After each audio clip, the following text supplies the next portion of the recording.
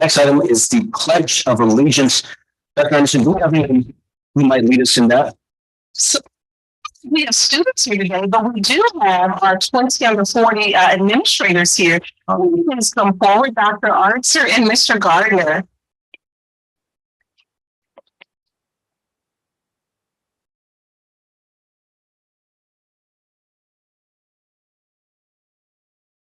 I pledge allegiance to the flag of the United States of America and to the republic for which it stands, one nation, under God, indivisible, with liberty and justice for all. Thank you both for leading us in that. Next item is the adoption of the agenda. Is there a motion? Mr. President, I move the board approve the agenda as presented. There is a motion. Is there a second? Second by Dr. Bohnweg. Any comments or questions? Seeing none, we're going to move to a vote. Ms. Lister.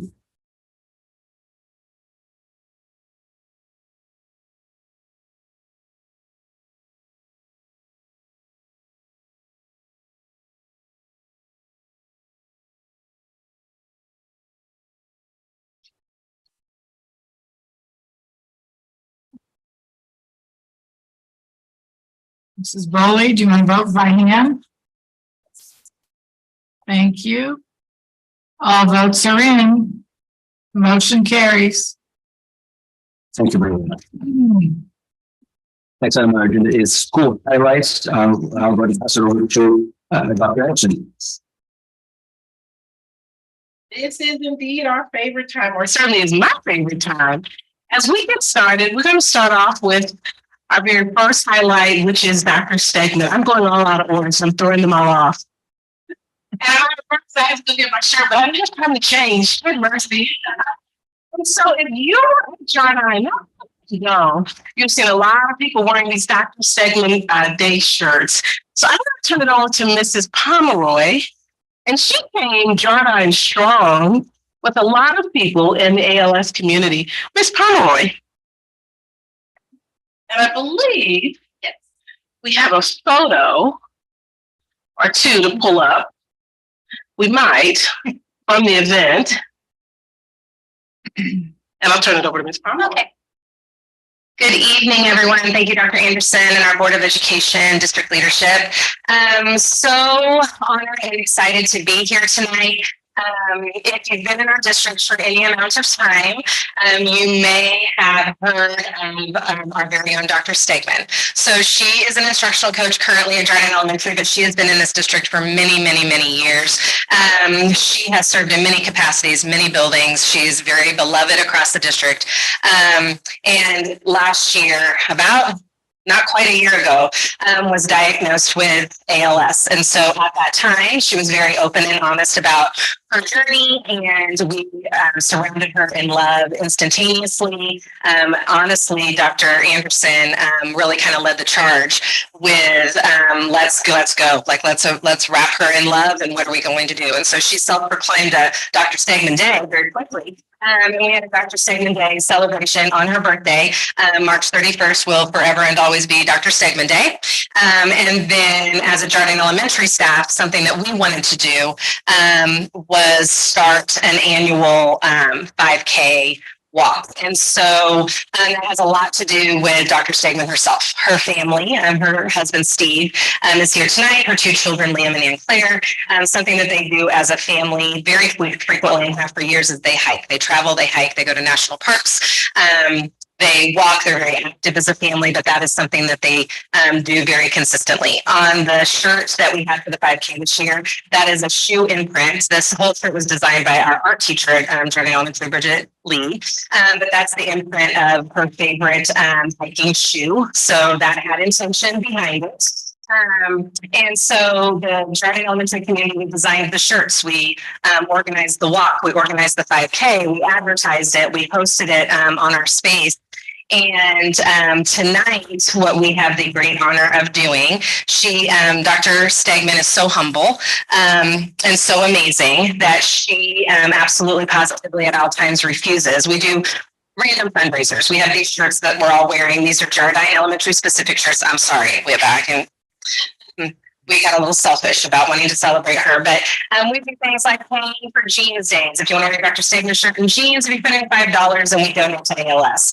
We have blue ribbons that you can buy to put on your landings for $1. That all goes to donate for ALS. So we do little things throughout the year to donate, but this 5K is what we want to be her legacy and the legacy for her family, because we know forever and always that will stick around and always be there, whether I'm there as a leader. It doesn't matter. I truly believe in my heart that we will always have Dr. Stegman's Steps for Stegman 5K. So this was our first annual. But what we have the great pleasure of doing tonight is donating the proceeds from that walk. So putting on a 5K is a little bit of a thing. Who knew? We said, oh, let's do a 5K. So we know better to do better. We'll be ready. We're already planning. So that's how we know better and doing that. But it was all financed and different, all of our expenses taken care of, and we finally have our check that we would like to donate. And so that's what I say. Dr. Stegman is so humble, she won't take $1 from us. So not $1. And so what she has said is that she directly benefits from the Midwest chapter of ALS. And so she has chosen, and we allowed her to choose where she would like her donations to go, whether it's from our staff, from our 5K, or beyond. And she has chosen the Midwest chapter, the ALS Midwest chapter, because she will directly benefit. And so we all conceded to that and said, okay, all right, if you're directly benefiting, then we will donate all the money. So tonight, we have the great honor of presenting that check to the representatives from the ALS Midwest chapter. We have Dr. Stegman and her husband here. We have representatives from the school, and we would like for everybody to come up. I also have a couple of staff members that are here for other things, but I'd like them to come up too. Mr. Duncan and Ms. McCain. This way, can the camera see them? Yep. And our event last year raised $5,686.50.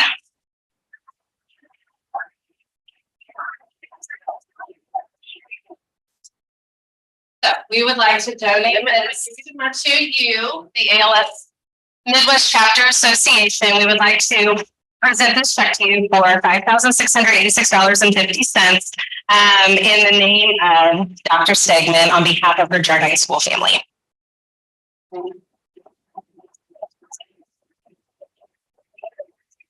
Any comment, and for those that may not know what ALS is, that's listening online, live stream, can you actually see them? Are we in front of your camera? Where are you, camera? Oh,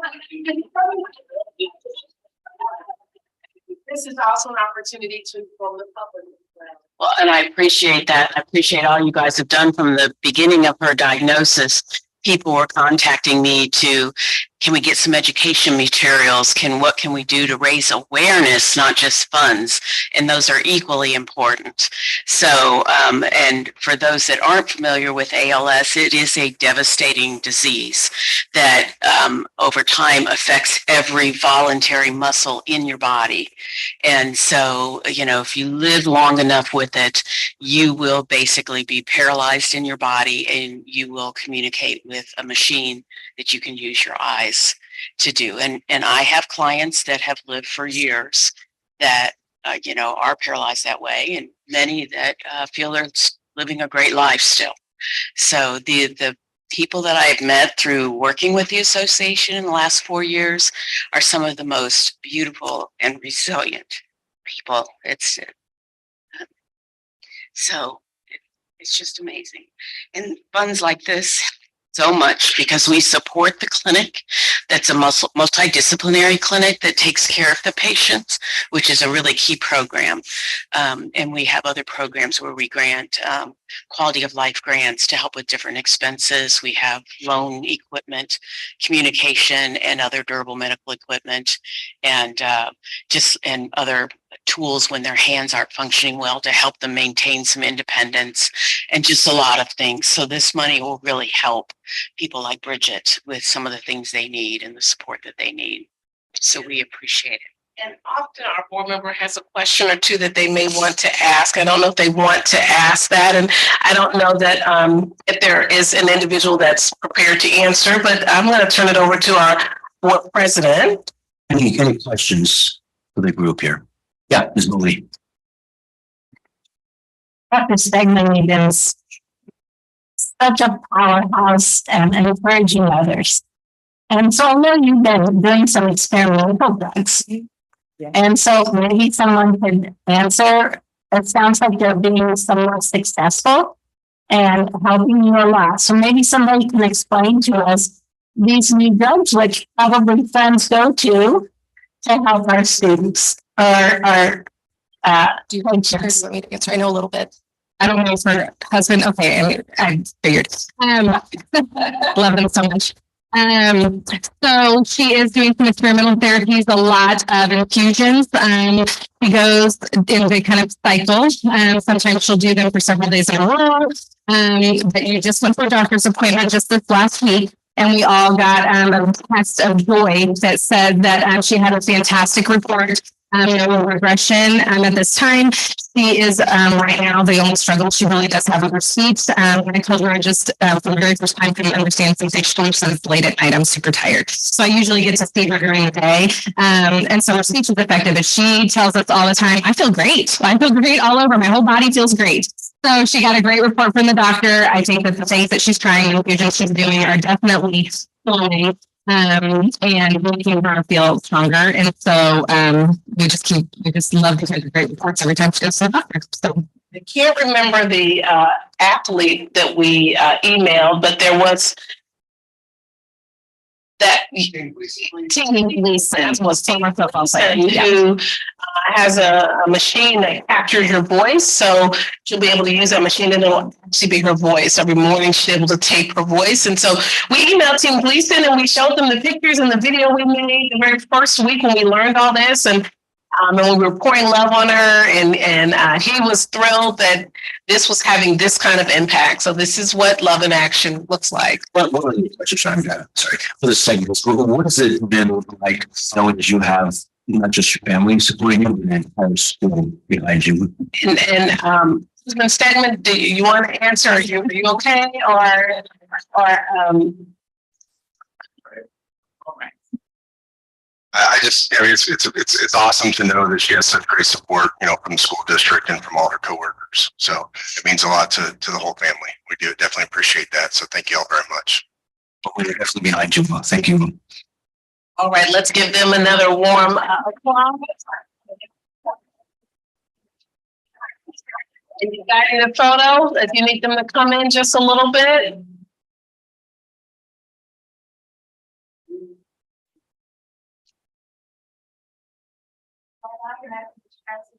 Keep it going.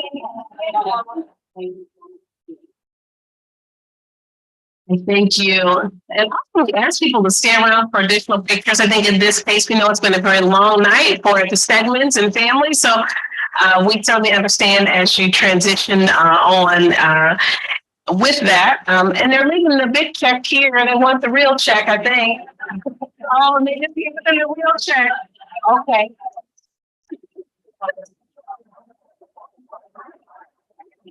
Ms. Pomeroy, and I think as some people are going in the hall, Mr. Garcia is in the hall as well. You might want to join. All right. So the next one is our 20 under 40 honorees, Dr. Artser and Mr. Gardner. We got a chance to celebrate the two of them. Can they please come up for just a moment? And we have an opportunity to not only acknowledge them, but to also celebrate the videos and all the things that have been shared about them. So they are in the TK Business Magazine, and these two individuals are extraordinary in what they do. In fact, so extraordinary, Dr. Artser, her parents told her that her name was Chelsea because she's on Chelsea Street at McClure Elementary. So everyone believes that the school street was named after Dr. Artser, or she was named knowing she'd be principal years later. And of course, Mr. Gardner, his father, who he is now walking literally in his footsteps in East Topeka, was an amazing principal. And Mr. Gardner already has shown what working in the community and being staying vibrant in the community looks like. There are 2 videos for both of them, and I believe, do you have both of those online?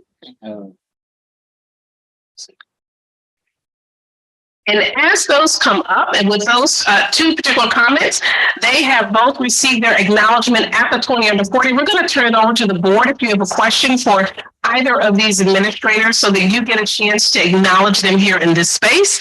We'll conclude with a brief clip of their videos. We may not be able to show the whole thing, but we'll show a little bit about their background. I'm going to turn it over to Mr. Gardner and Dr. Artser.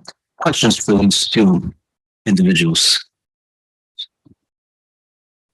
Yeah, I'm interested in what your experience has been like. You know, obviously being nominated, applying, being selected and recognized recently. What's that experience been like?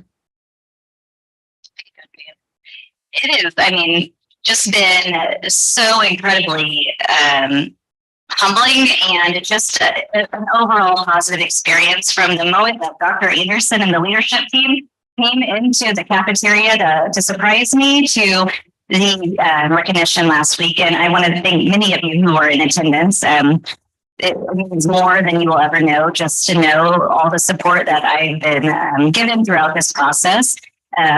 We do what we do because we love it and not for the accolades by any means, but it also is just very much appreciated.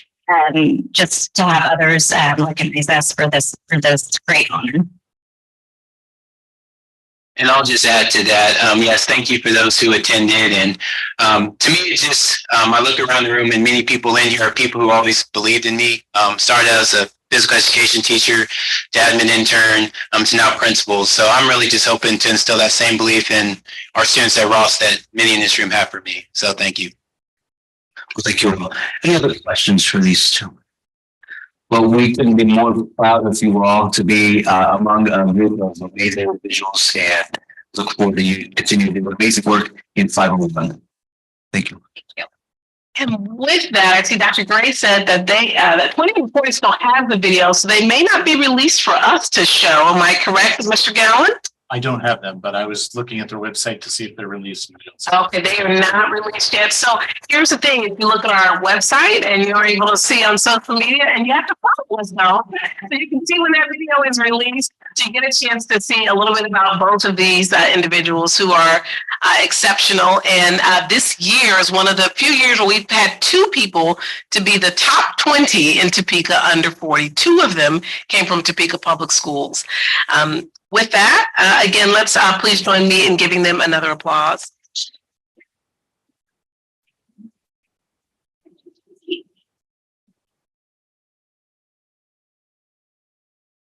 All right, as we continue on with our acknowledgements, we have several proclamations, and at this time we'll be asking for Mr. Matt Dunklin, our Adaptive Physical Education Teacher of the Year, to come forward. And I believe you actually have a whole group also joining you, am I correct?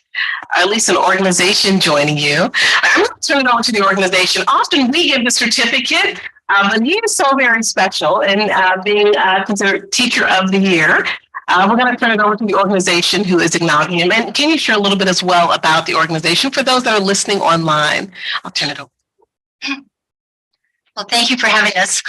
I am Claudia Welch. I am the Executive Director of CAPERD, and CAPERD is the Health and Physical Education, Recreation, and Dance Organization for the state of Kansas. We are also associated with the National Association of Shape America, and we have a Central District organization. So we pretty much cover the whole United States. But today we're here to recognize Matt. So I'm going to come closer. All right, here we go. I promised to keep it under 3 minutes. All right. Thank you for giving us the opportunity to make this presentation this evening. As representative of the Kansas Association of Health, Physical Education, Recreation, and Dance, we would like to recognize Mr. Matt Duncan as CAPERD's Adaptive Physical Education Teacher of the Year for 2022. Matt's involvement in the educational and local communities of Topeka has been remarkable. This has included coaching within a variety of sporting opportunities, supporting the Legacy of Hope Cancer Charity, frequently Classrooms where colleagues need a substitute, supervising university practicum students and collaborating numerous learning opportunities for both future teachers and colleagues through presentations highlights the importance of providing adaptive physical education services for students with different abilities. Matt has been awarded the Crystal Apple Award and is best known for organizing and implementing a district-wide adaptive physical education field day, securing corporate and community sponsors for further enhancing the experiences for all participants. And then there is his personal podcast entitled Every Kid Can Play, designed after his own teaching mantra, which focuses on assuring that all students are included and are having their needs met daily. He often helps colleagues design lesson plans to include a variety of modeling and mentoring opportunities. Matt has been a key ability to build strong relationships with students and staff and to maintain a sense of dignity and respect for each. He helps the families of his students understand any limitations they may present while simultaneously providing plans for growth. He has a confident presence and is committed to making sure all experiences are successful. Matt's supervisor notes that he is meant to be a teacher. Thank you, Matt, for serving all students of all abilities with such professionalism. Congratulations on being named the recipient of Cape Adaptive Physical Education Teacher of the Year 2022.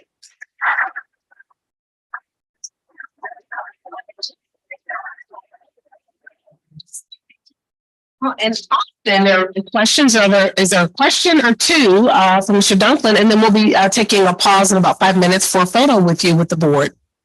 Well, congratulations on this award and this Teacher of the Year. That's amazing recognition. Question for the colleagues for this. Yeah, Dr. Schubert. I think people that don't experience different abilities don't think about different abilities. So I'm interested into a little bit how you into this. What drives you each day to perform that excellent. Yeah, so I was a kid who didn't have any opportunities to teach PE coming out of college. And so Dr. Barnhart at the time said, hey, I don't have PE, but I will have you can come and teach special ed for me. So I was actually a classroom special ed teacher for 2 years.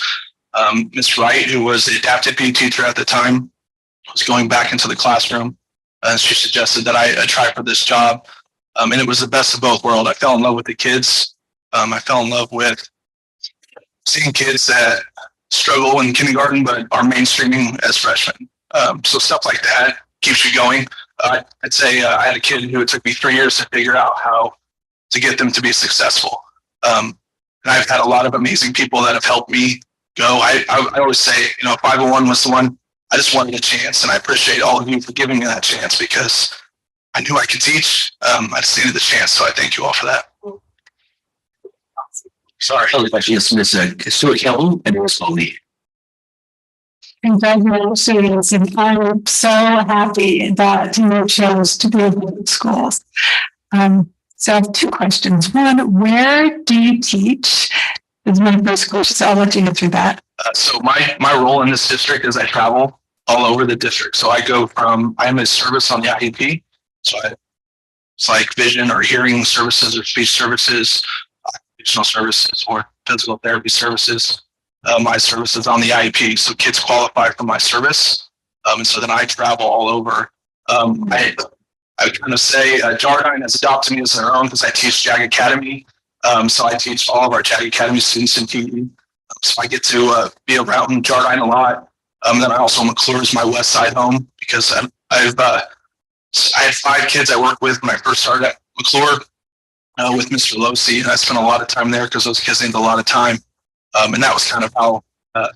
So I would say McClure and Jardine are 2 of my homes. But I do go all over. And it's actually pretty awesome to be here with Mr. Gardner because him and I have actually been friends since first grade. So we have always been elementary, middle school, and high school together. And then we actually also went to Emporia State together. So getting to see him here is also very special. So Do you work with secondary students also, or just? Yes, secondary high schools all have adapted PE classes that certified special ed teachers teach the PE class there.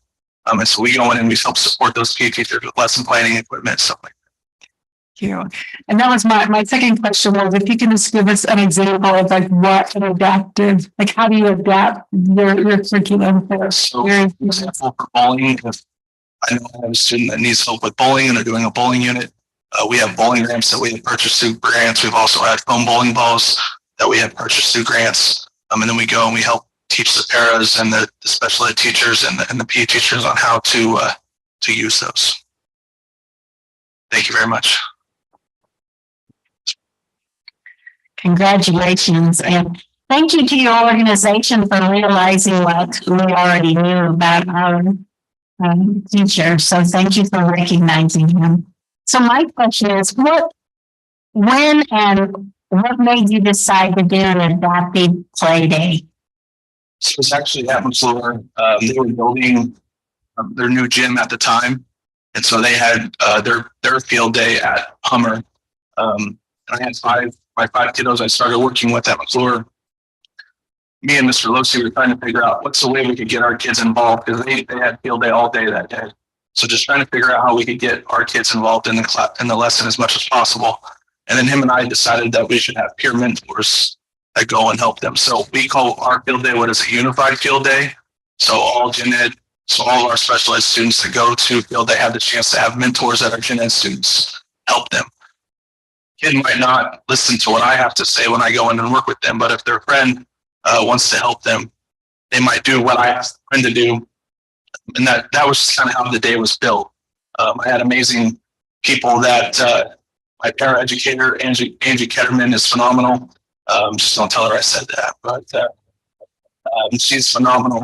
Joe Flowers, who just recently retired, was the other adaptive PE teacher.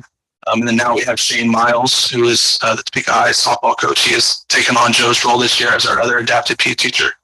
So when we first started, it was just, hey, this sounds like a cool idea. How do we make that work? And I'm thankful for Miss Wallace because she's always been there to help me organize it. I'm like, I don't know how to do a field day. What can we do to do it? Mr. Robbins for helping us secure funding to Advisors Excel, all the people at Hummer. So, I appreciate the award, but I just want people to know there's a lot of people that are involved in this, from PE teachers to OTs to Dr. Harrington for giving us subs for PE teachers to go and run the stations at our field day. So I appreciate the award, but I also want to know there's a ton of people out there that support us, and I love 501 for that because we get behind an idea and then we all are like, how can we best fit the needs of all kids? And I'm assuming you always need volunteers. Yeah, May 4th, if you guys want to run a station. Mark, if you're listening at home, mark that on your calendars and times. It'll be 9 to 11:30. Thank you. You're welcome. It'll be at Hummer Sports Park. All right. Well, again, congratulations on this award. Well deserved, and look forward to hearing more about the ways that you support our students. Thank you again.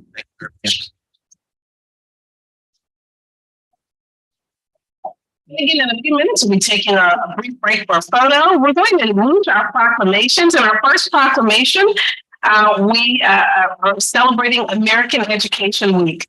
And I know Dr. Gray helps me stay on track. And would that be the 20 under 40 honorees? Of course it would be. So let's bring them back on up. And here's one for you. Whereas public schools are the backbone of our democracy, providing young people with the tools they need to maintain our nation's precious values of freedom, civility, and equality.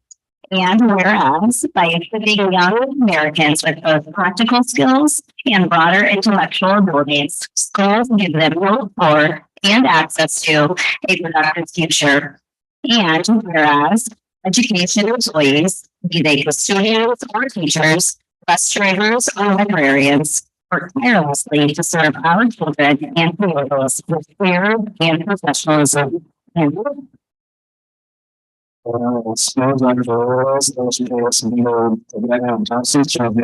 educators and volunteers, business leaders, and organizational officials in the Commonwealth class. Now therefore be resolved that the Board of Education and the Glorified School District number 501 in Kansas does declare the level of 13 to 19, 2022 as an American Education Week.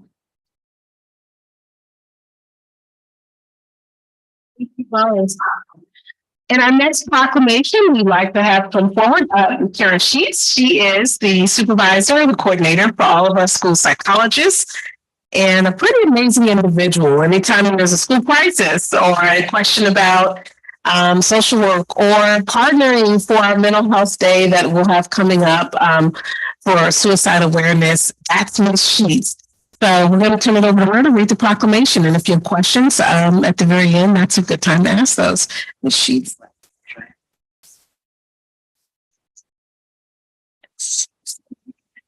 Proclamation of Topeka Unified School District number 501, School Psychology Awareness Week, November 7th through 11th, 2022. Whereas all children and youth learn best when they are healthy, supported, and receive an education that enables them to thrive academically, socially, and emotionally. And whereas school psychologists are specially trained to foster and deliver a continuum of mental health services in the school and community, and whereas the role of school psychologists play helps to nurture students so that they may thrive in both personal and academic achievement, growth, and resilience, as well as a sense of belonging and well-being. And whereas the focus of school psychologists is to build connections between students and school communities that enhance their skills to improve their outlooks and set them up to strive in everything they do. Now, therefore, be it resolved that the Board of Education of Unified School District number 501, Topeka, Kansas, does proclaim the week of November 7th through 11th, 2022 as School Psychology Awareness Week.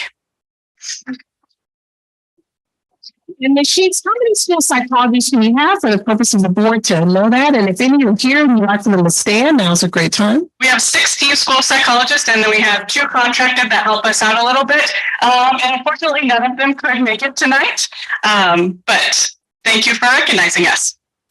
And keep in mind, we have 16 and 13,000 students are home taking a nap. Yeah. And get ready for tomorrow. Again, thank you so much, Ms. Sheets.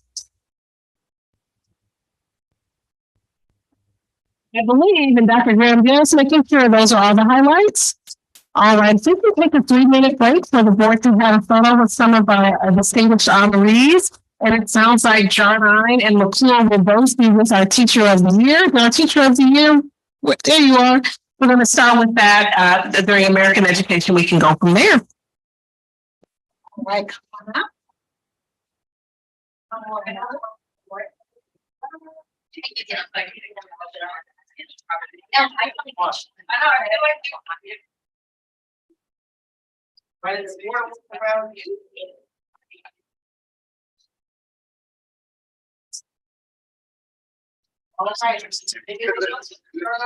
It's been long the last 10 minutes. Check. All right, is that everybody? All right.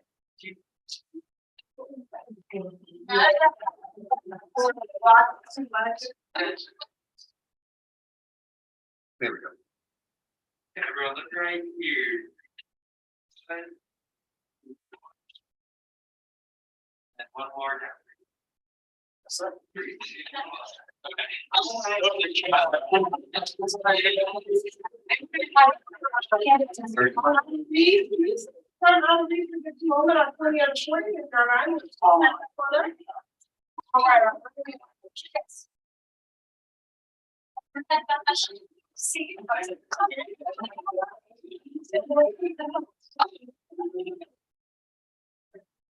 Congratulations. All right.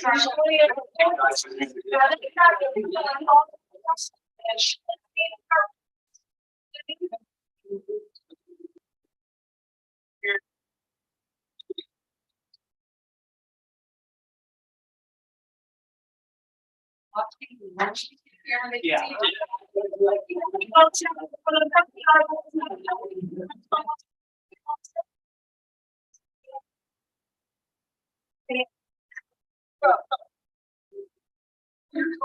I'm having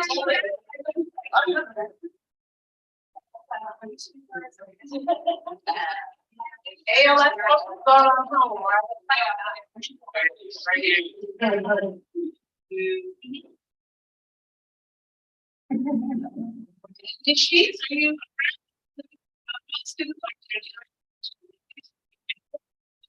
$7:00.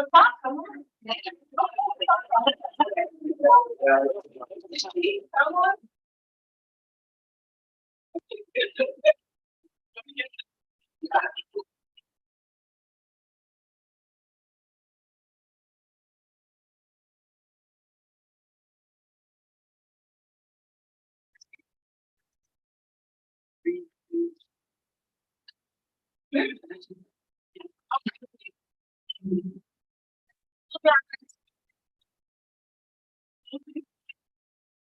Wait,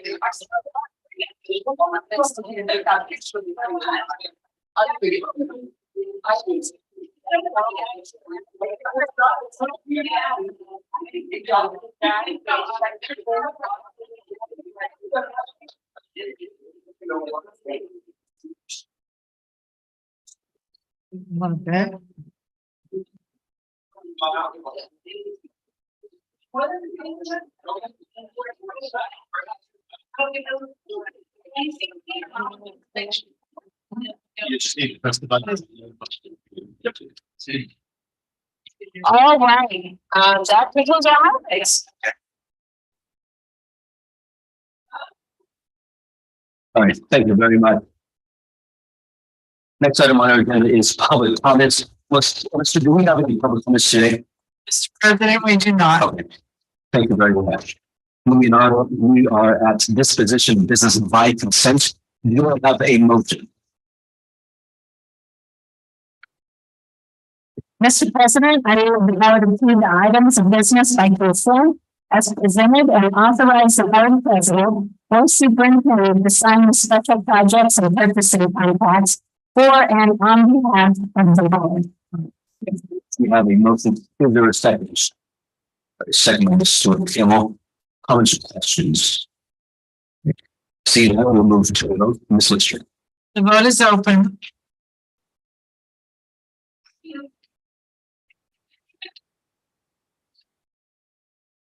All votes are in and the motion carries unanimously. Thank you. Next item on the agenda, moving now to the voting here is superintendent reports. Dr. Anderson. Right, and at this time, I'm going to turn it over to Topeka Public Schools Foundation. They're already at the microphone, so I'll turn it over for them to begin. Good evening. Thank you, Dr. Anderson. My name is Mark Carr. I'm the investment committee representative for the foundation board. I'm here representing Pamela Johnson Betts, who unfortunately cannot be with us.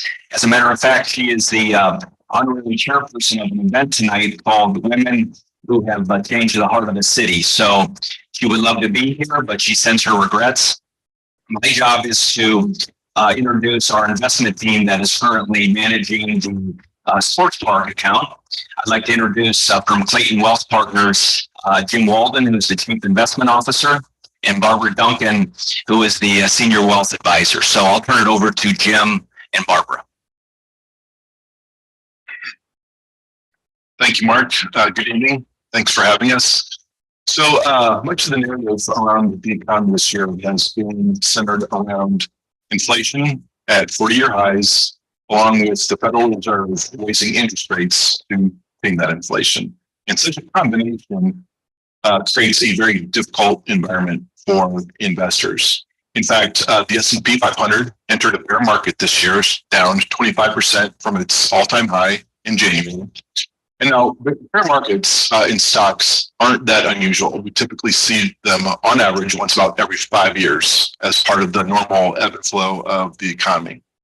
However, what is more unusual is what we've seen this year in the markets for fixed income or bonds. One index that tracks high quality U.S. fixed income investments is on pace to finish 2022 in negative territory. And we typically see that once every 10 years. Further, through year-to-date October 31st, that index is down 16%. Previously, the largest decline for data that we have back to 1976, the previous decline was just 3%.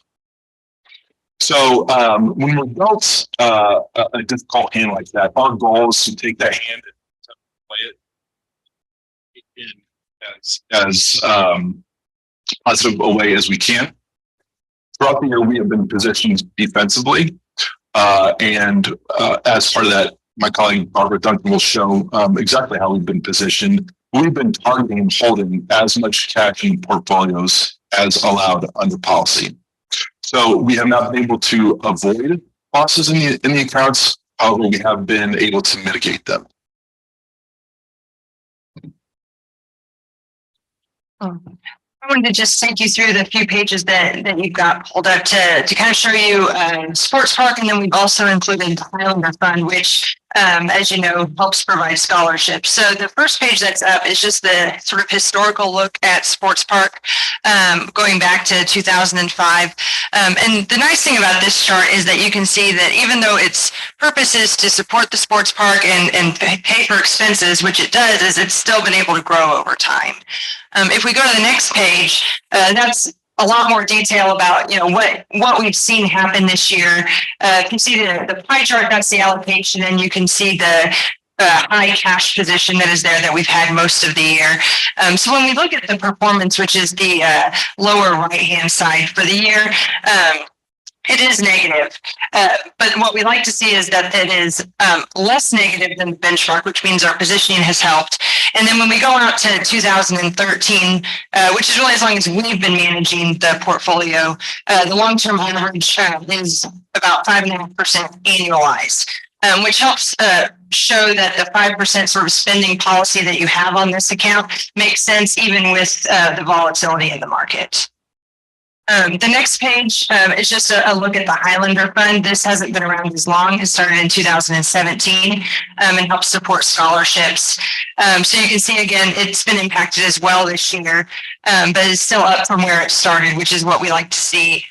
Looking at the next page, going back to 2017, it's averaged a little over annualized 4%. So again, still a nice rate of return given what we've seen this year.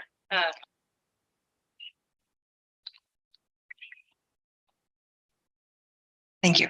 What we've seen this year, and that there's still long-term growth that's there to help provide those scholarships. Are there any questions? I just wanted to find out information maybe the rest of those. The Highlander is for scholarships for Highland students, right? Okay. Yes. One question, and I'll turn it over to Ms. Sokio. Is there an estimation, we know there's these sort of cycles, any estimation for how long this sort of turbulence and refinances we can expect? Yeah, I'm going to let James answer this one. Sure. Well, you're asking a question that in essence is predicting the future, which we can't do. However, history can serve as a guide. So what we've done is we looked at all the previous bear markets that we've been through since World War II.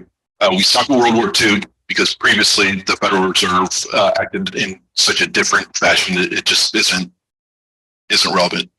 On average, again, an average using a bell curve, a single point estimate with fat tails.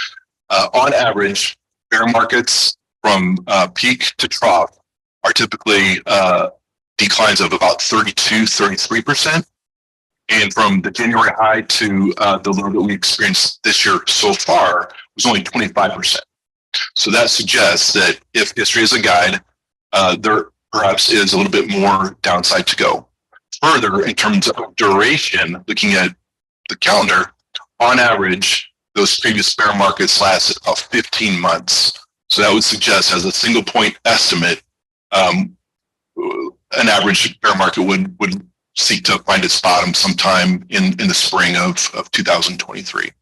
That is a single point base estimate. Of course, we monitor that and make changes as necessary, but and I won't hold you to that. I know that Obviously, we use history, but no indication of how it might go forward. Yeah, thank you. Ms. Stuart Campbell, did you have a question? I did, thank you. I was curious, the sports park fund, what all does that entail, sports park? You mean as far as like purpose of the fund? Yeah, what does that mean? What does Okay. that mean? Well, I will try to answer this. You can always follow up with Pam. She knows she's been with that longer, but really it's there and it was created to provide for long-term maintenance of Hummer. Oh, so it's only Hummer.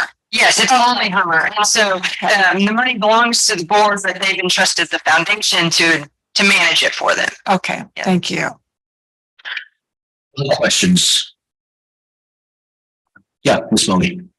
So with the down market, you're buying like crazy, correct? Not yet. There will be a time to put the cash to use. But as James indicated, we think the volatility will continue for the foreseeable future. So we are not at that point yet. Okay, thanks. As we know, the down market is good to get those stocks when they're down and pad those accounts. So I'm assuming that you know what you're doing and that will happen. Okay, any other questions? Every year, Mr. Munoz, they come and they give a report, often of the highlights. This time we moved them under superintendent's reports because we had so many highlights. And we thank you all for waiting and for the report again this year. Thank you. Thank you all very much. Yeah. Our next presenter is Dr. Joptis. Dr. Joptis has been coming to our school district for maybe a decade or two. I think he's now online. And following Dr. Joptis, we also have several items for points of discussion. All of our principals are online because while we did not this evening have a presenter for public address, we did last time. And so our principals and the ADs have made themselves available to answer any questions in that regard. We thank our principals and ADs who we know are online and follow up to this presentation, as well as DCAC.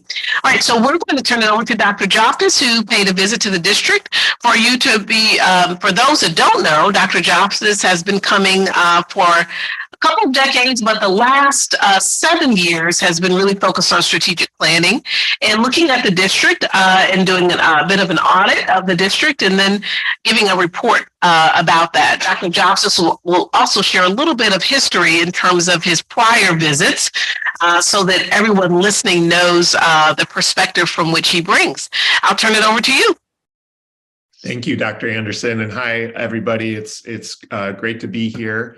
I'm Scott Joptis. As Dr. Anderson mentioned, I've been working with Topeka since 2008, the very first year of the Kansas Learning Network, which my organization was co-designed with the Kansas State Department of Education.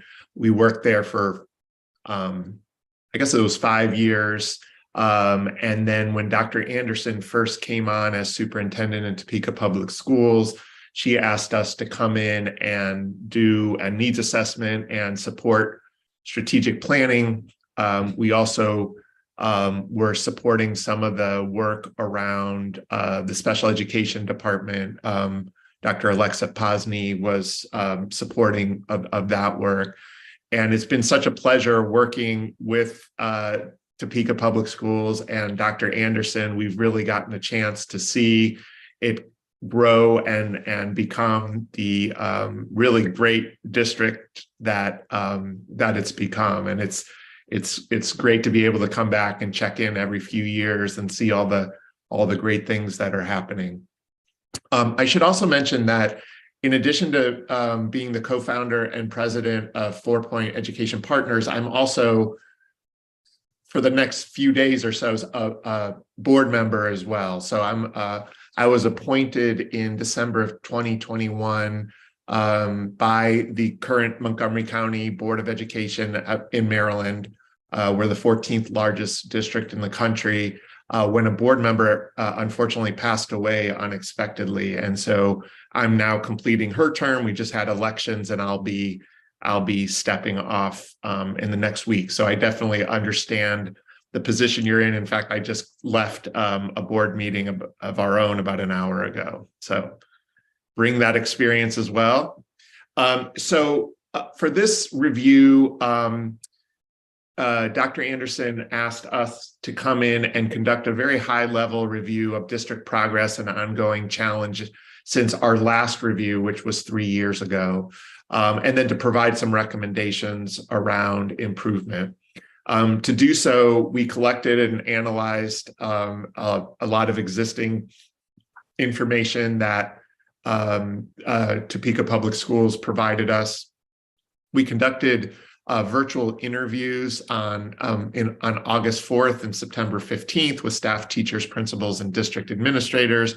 And then we took data that Topeka Public Schools had already collected through surveys, and we helped with some analysis of that data. So I'm going to start with some high-level findings, most of which you probably already know, although we thought it was important to provide some context for some of our more, I guess, operational findings and recommendations. So as you know, every district in the country, or at least the vast majority of districts in the country, has really struggled over the last couple of years through the pandemic. I know we're certainly experiencing that here in Montgomery County, Maryland. But you can see that relative to sort of comparable districts in Kansas, Topeka has done quite well. In fact, exceedingly well if you compare in comparison to other districts. This story's a little less strong in math, but also very strong, where Topeka is one of the top performing districts in the state. And again, one of the biggest and most noticeable impacts following the appointment of Dr. Anderson as superintendent was a very quick increase in the graduation rate in Topeka Public Schools. Again, there was a slight dip during the pandemic, but you can see that over the last few years, graduation rates have been in the low 80s after sort of languishing in the 60s and 70s, even in the 50s for a long time. And that's really impressive work. And I'm not sharing a slide that shows it by demographic group, but the achievement or the graduation gap among races has been virtually eliminated over the last few years. This is really interesting data that Topeka has collected and looked at. You see here comparable districts in both Kansas and I believe also outside of districts, and I'm sorry, outside of Kansas.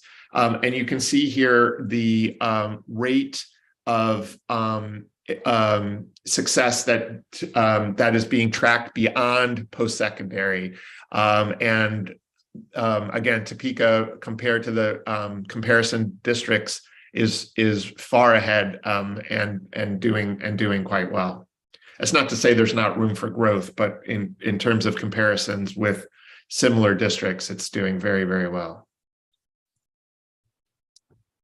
And then finally, you know, I'm sure as board members, you see this, although you probably don't have the perspective sort of nationally of the culture that has been established in TPS. I noticed it almost immediately when I started coming back after Dr. Anderson's appointment, and surveys are bearing this out. Our interviews do as well. The culture shift within the central office is remarkable. The supports this particular graph is just one of several that I pulled just to give you a sense of the satisfaction. In this case, it's principals' likelihood of encouraging others to come work in the district. And you can see that it's all agree or strongly agree, which is, sorry, a very strong indicator of the satisfaction that they have with their jobs. And those are obviously the folks who are doing the work with teachers and students. And but similar feedback was provided relative to questions about satisfaction with central office services, the feeling of being welcomed and supported in the district, and the satisfaction with how this district addresses issues such as discipline, special education, and other types of supports. So now I'm going to go into a discussion of the findings. These come mostly from the interviews and also looking at the policy documents and other documents that the administration has shared with me.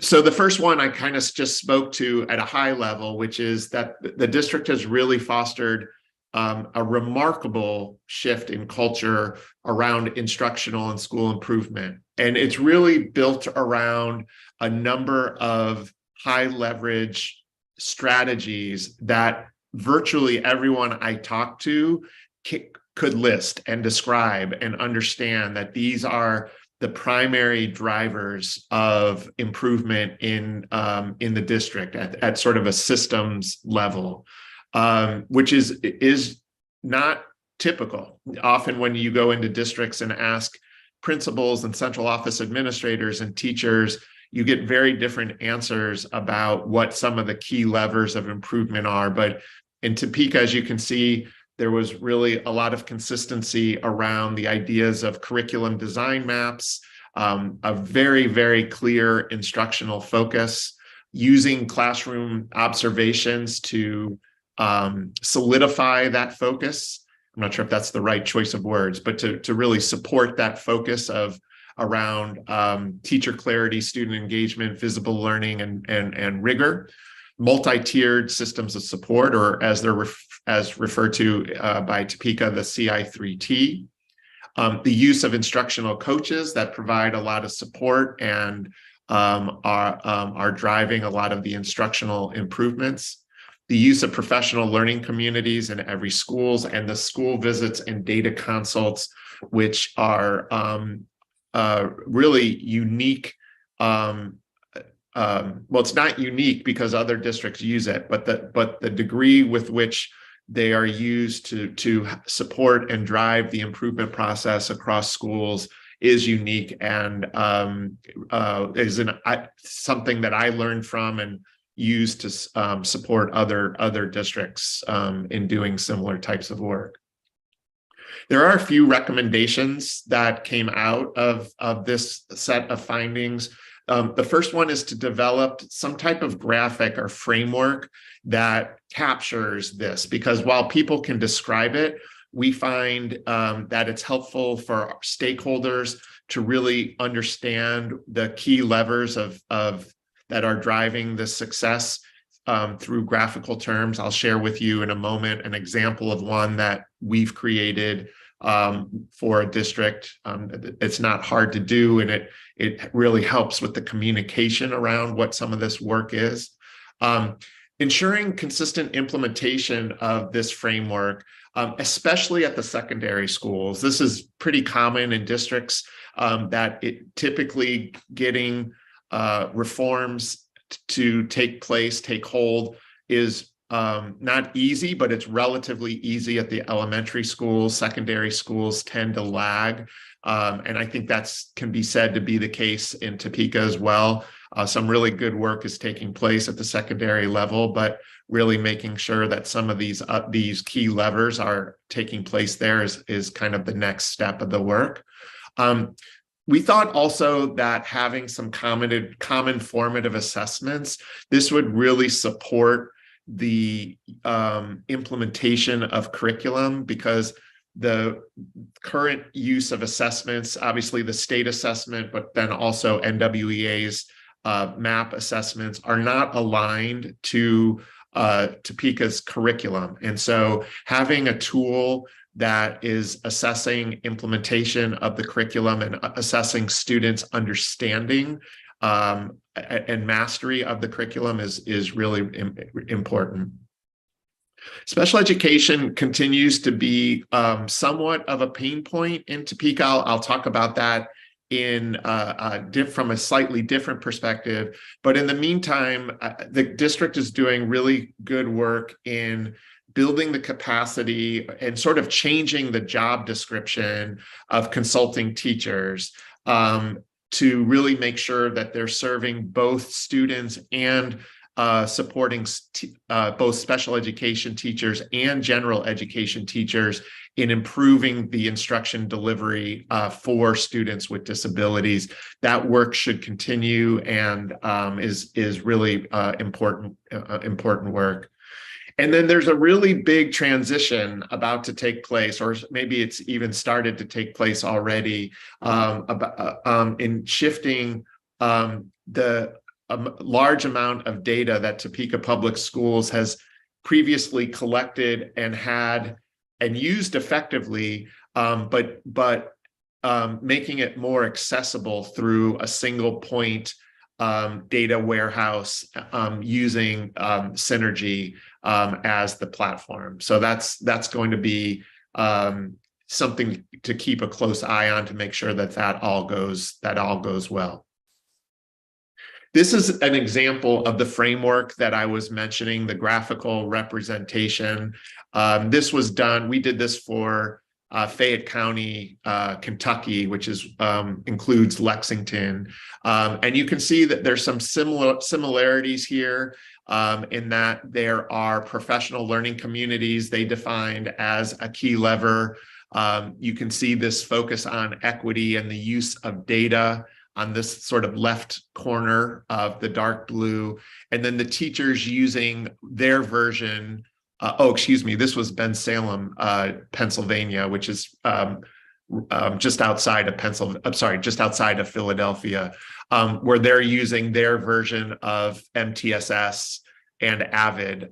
So this is sort of the classroom based, and then this lighter blue version or circle is the support that the central office provides. So you can see that they are borrowing based on your work in Topeka and our support of both you and them, this idea of the data rounds and really supporting implementation of PLCs and use of data throughout is, again, it's very similar to the approach that you all have taken. And this is just a way to graphically represent that.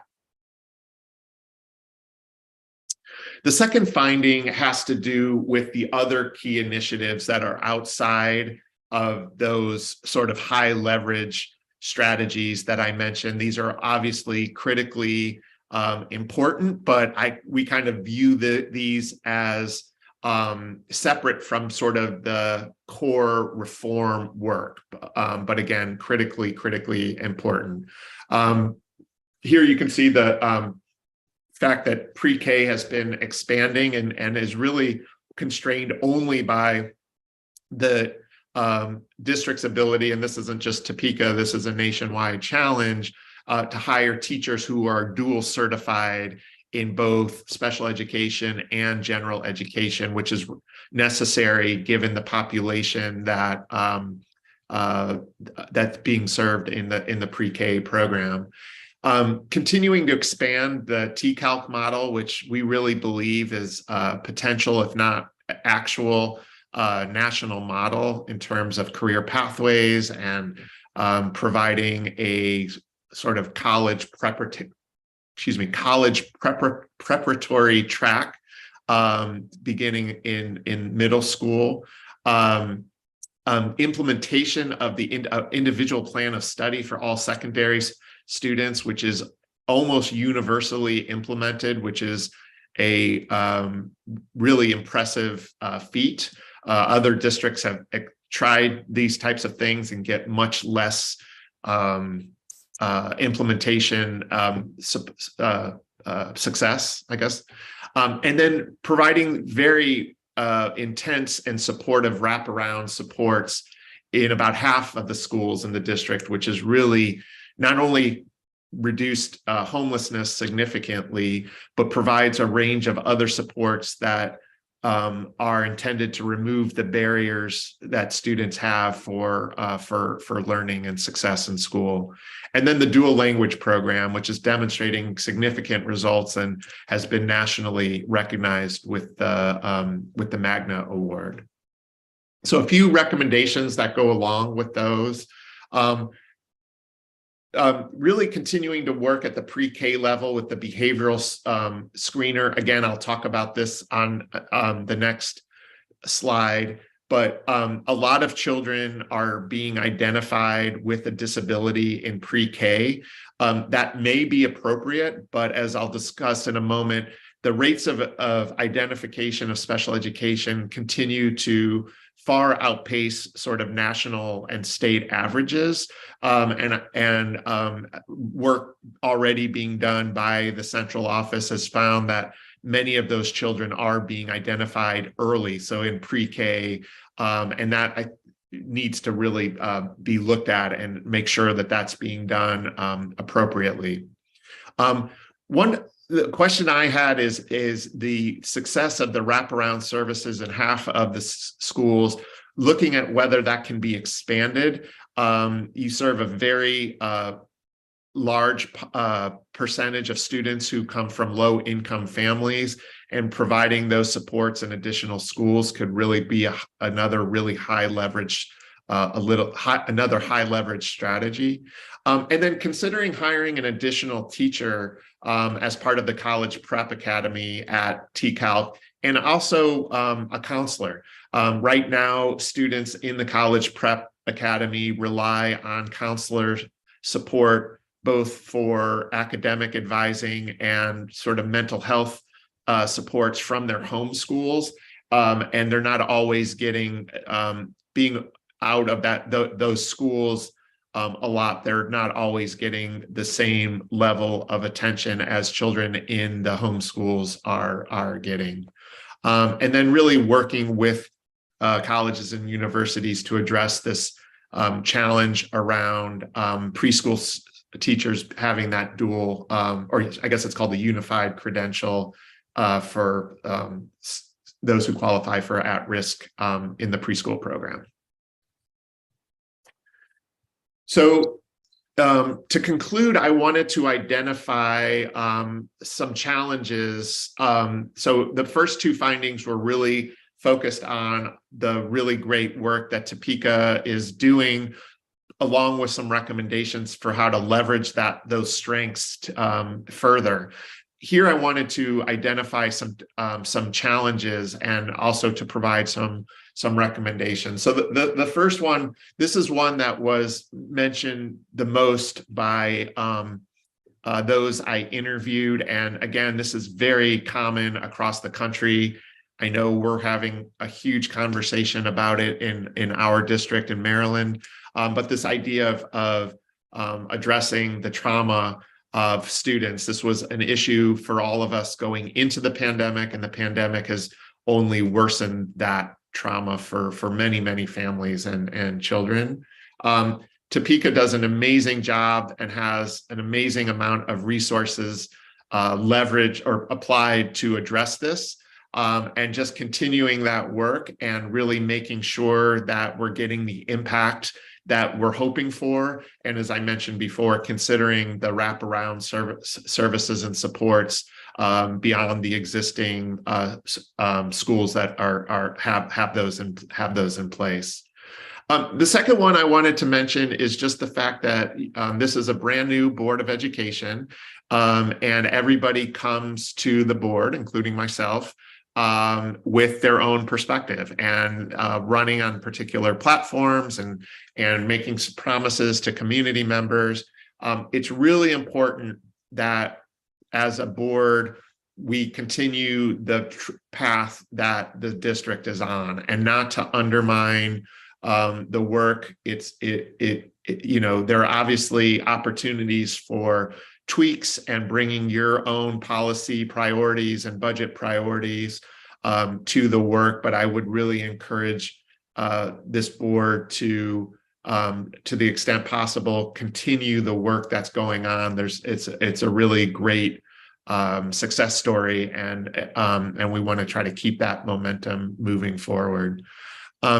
So I talked about this number 3 issue about the continued high rate of identifying students with disabilities. It's a little over 20% of your entire population, which is significantly higher than the average, which is around 12. It may be closer to 13 now, as it's increasing as well nationally, and really looking at the large number of students that are being identified in early childhood or preschool, and making sure that those are appropriate identifications. Obviously, we don't want to deny anyone's necessary services, but we also want to make sure that it's not other issues, such as not having reading material at home or opportunities to learn at home prior to coming to preschool.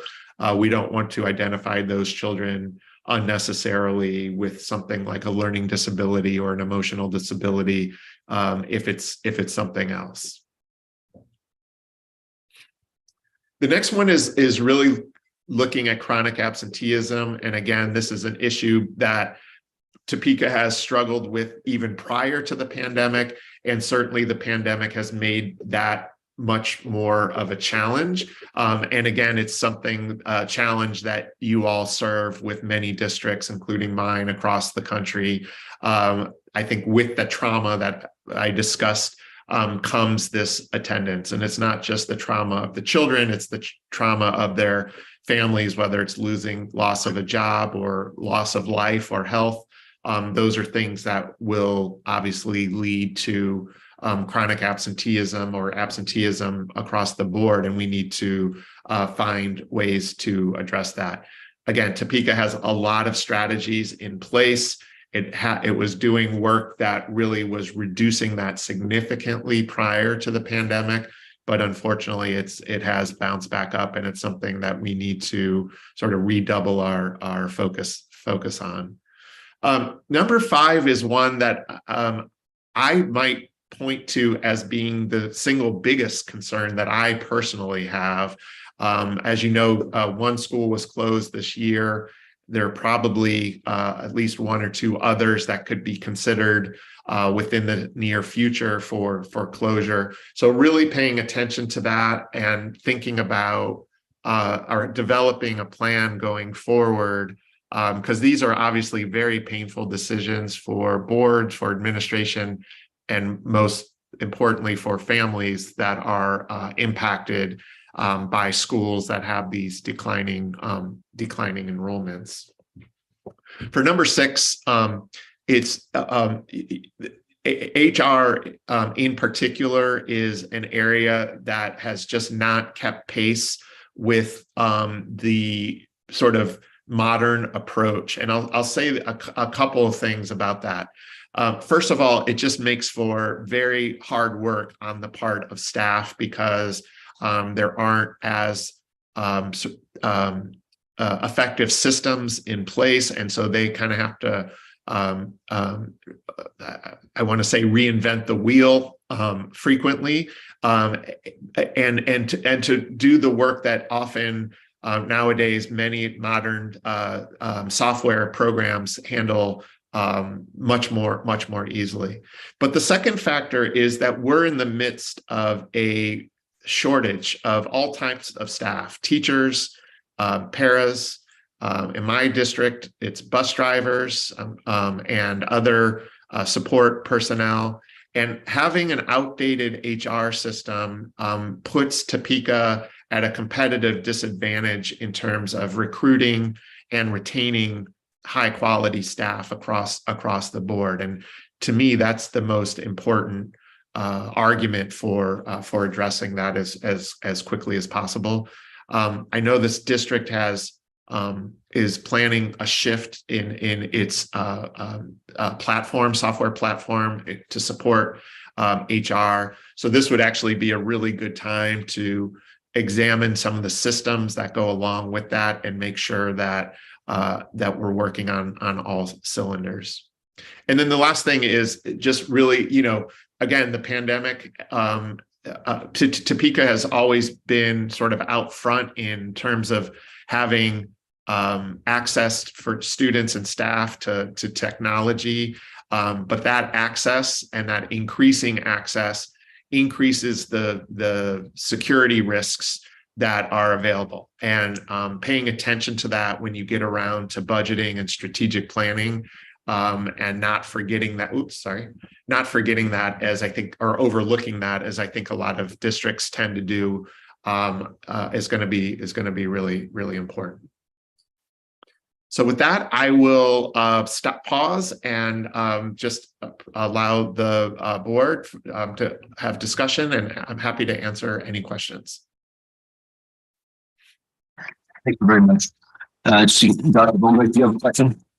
Yes, I do.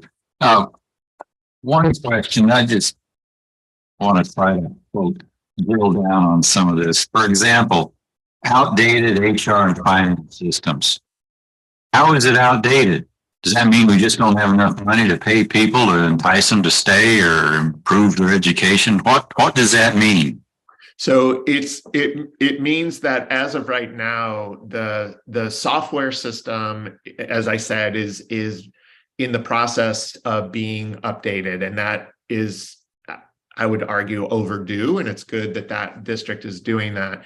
And a lot of the systems, so sort of the processes, I guess is a better way to describe that, is just not as effective and efficient as they could be. We did not do a deep dive. We actually have submitted a proposal to Mr. Robbins to do a deeper dive on that. But this comes from interviews with leadership and principals and other administrators around the effectiveness of the HR systems. So I'm sorry, that's not too much more specific, but it's an area that was of concern sort of across the school system. How does an outdated system affect that? Does it just mean we're supposed to pay people more, or what does that mean? Oh, I'm sorry. No, it's more of a management system. We didn't look at pay or anything along those lines. It's the sort of efficiency of the processes. So it's very cumbersome. The systems are not as efficient and optimized to make sure that teachers and other staff are being recruited, having key processes in place for retention. There's a number of ways that sort of the inefficient or what's the term I used, that the system is just not being supportive of the work that needs to take place. And if I may, Mr. Munoz, and from what my understanding from Dr. Joftis, as we all kind of listen to the report and follow up, items that may include how quick someone is hired and informed and starts a job might be further perfected based on current ways in which to do that. One example, we began using LinkedIn and in addition to Indeed, in addition to other social media platforms. That's relatively new. But those systems that are used in other districts well beyond Kansas and in Kansas are systems that Dr. Joftis is recommending that he bring forward to us and look at and just audit what are some of those practices.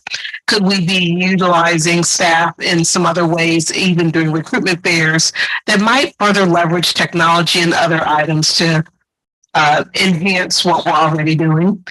One of the items we did this year was we surveyed earlier the new teachers after the first week or two to say, are there things that you need in your classroom that would further make your remainder of your first semester great? Again, Dr. Joftis may have other tools that we can use rather than a survey. But keep in mind, shortly after I believe you started, that's when there was a change in our HR staffing. Our director retired, our new staff member started, I believe she's in her second year, Mr. Robbins. And so if there were to be an audit, this is a good time to begin to look at, as this person is now in their second year, to look at some of those operational systems. So Mr. Robbins invited the proposal to be submitted for consideration. So these are systems, not necessarily salary related items, Dr. Bonebrake. It'll always be difficult to recruit people when you pay 20% less than most other careers. You go into nursing, I mean, $15,000-$20,000 or more a year, starting out. Be the highest paid profession. However, that we agree on. Teachers should certainly be making more than probably any other profession, since they all need teachers. Turn back over to you, Mr. Munoz. Other questions for Jess, Mr. Tiffin? So, thank you, Mr. President. Question related to the synergy platform that was talked about in terms of data operation, and I'm not thinking the right person to address this question for either Dr. Joftis or Dr. Anderson. I wanted to know a little bit more about the synergy platform. I think it may have come up in a conversation last meeting, because my curiosity at that time, but just wanted to try to find out. It sounds like if we're going to be using this system, really would like to know a little bit more about that and what is it pricing and what the costs involved of making the switch. If it's something we have to send out to bid, if it's a off the shelf kind of, or if it's something that has to be kind of customized and developed in-house. Yes, sir. Yeah. Yes, sir. I'll turn it over to Mr. Gallen, the technology committee, which Dr. Schumacher and others are on, have looked at synergy and have reviewed that. We have to change systems in part because Tyler, the current system, is no longer going to be in the student information business. So due to that, we began looking at other systems, and we looked at the largest districts and highest performing within Kansas and beyond, and they use synergy. So including Blue Valley and other districts use synergy, which certainly led us to look at that as one of the options. With that context, I'll turn it over to Mr. Gallen. Sure. I'll talk a little bit more about the pieces that we had in place. We did reach out to the districts that were using this software. We also looked at a couple of other software suites. We had to make relatively soon decisions because we will be losing access to PowerSys soon. And we want to make sure we have enough time to do the transition. And specific to what Dr. Joftis shared with us, we want to make sure that we're able to bring that data over that we used for our data analysis through Dr. Kipp's team. And so Synergy does offer a lot of ways for us to not only have a robust student information system, but also have ways of communicating that data. Our parents, for example, will have built their dashboards into the portal so that they'll be able to explore how their students are doing. And so that's built into the Synergy system, and it allows us to represent academic performance differently than we can currently represent it today. So we explored some of these concepts with our team on the technology committee. We also explored that with our principals. We're going to be able to make some additional improvements in the way that we do things to Dr. Joftis' report.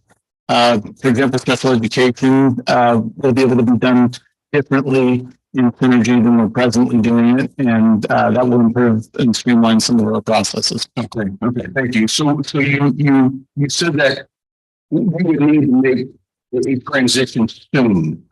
Do we have any idea of when soon will be? It will be July 1, because that's when the title assist is no longer available. Is that right? Okay. Well, I guess we have no choice. We have to make the leap. My concern is just that we kind of massage this and manage this within the span of 10 years. Parents in the district have gone from our school to Tyler Sys and now to Synergy. And I'm afraid there may be some whiplash. So we just want to make sure that we are just kind of maybe helping folks to understand what is occurring and kind of massaging it so that we'll get acclimated. And I mean, July 1st is not that far away, but yeah, this is Absolutely. We agree that we were quite surprised at the Tyler announcement a couple of months ago, I guess. I'll say July 27th is the date that reads in my head. Okay, so as the year started, so our exploration, which is rather quickly at the beginning of the year, was intended to identify what other services, which is why we looked at what other districts are doing. Because we have other large districts that are successfully using a system. It gives us a partner right here in Kansas and beyond to also partner with and learn from. In the last 7 years, we've used Tyler.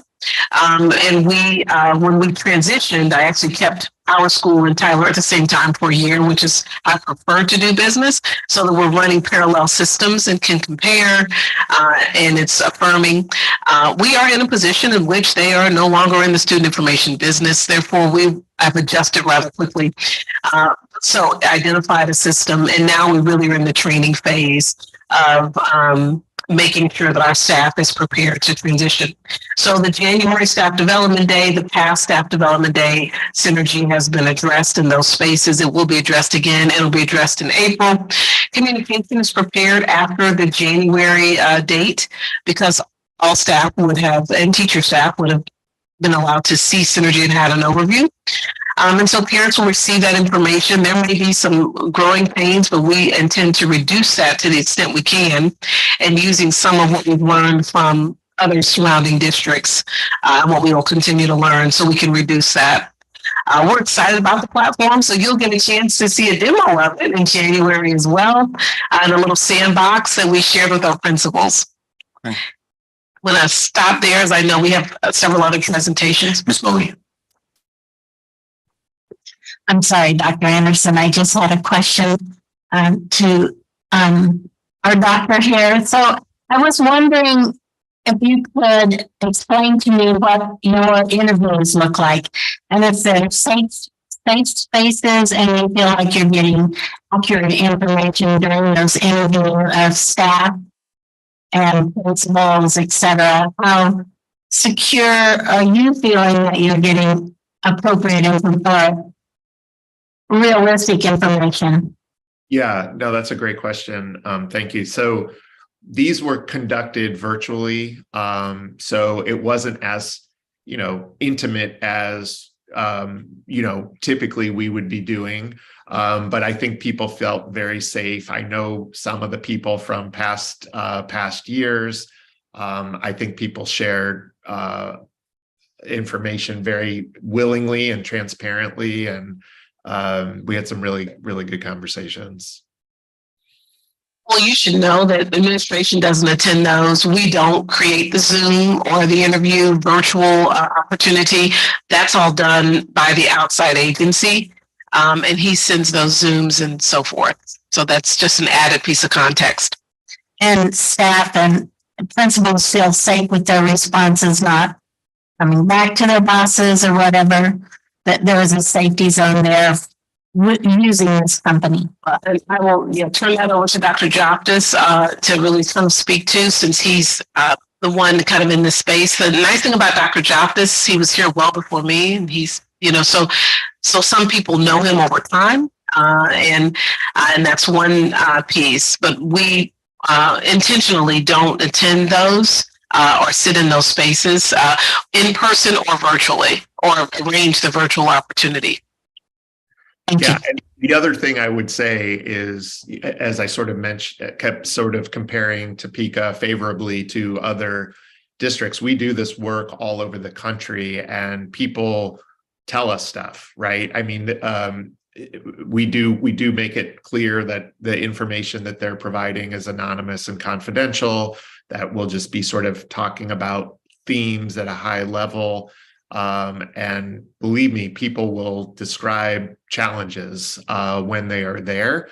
And people used to describe challenges to me in Topeka. And those same people are describing the great change in culture, in attitude, in systems.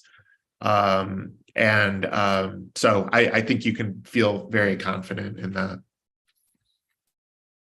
Thank you for coming and doing this study for us. It's very informative. Thank you. Thank you. Any questions, Mr. Joftis? Thank you, Dr. Joftis, for joining us this evening after your school board meeting. Have a wonderful rest of your night. Thank you so much. It's a pleasure. That concludes my report. We did, when you get under discussions, we have DCAC members here to share their topic, and the principals are waiting online with the athletic directors to address questions from the last board meeting. Which show you first? DCAC members, since they're in person and are yawning. No, Let's definitely have them first. Yeah. So our parents, thank you, parents. We know you have kiddos at home. We're going to turn it over to our DCAC members who'll come to the podium and talk a little bit about the study topic. And thank you again for your tremendous patience.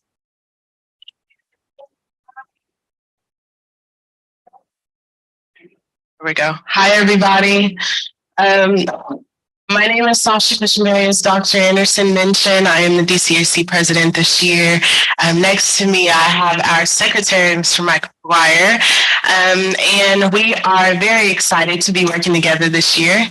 I will keep this short and sweet for you all. We did put out some surveys to some of our parents and committee members to see what study topics they wanted to talk about this year. And we actually had quite a bit of them on the table this year. So it took us a little bit of time to kind of narrow down exactly what we wanted to talk about. But what we decided to come up with is to talk about two topics this year, restorative practices, which is something that Dr. Bonebrake said in a meeting once, and it kind of sparked everybody's interest in it. And so we are looking to possibly look into that this year, as well as sleep schedules for our students, and seeing how we can kind of decrease our school hours in the day and help out our students look alive in our classrooms this year. So yeah, that's I'll leave it there. And if you guys have any questions.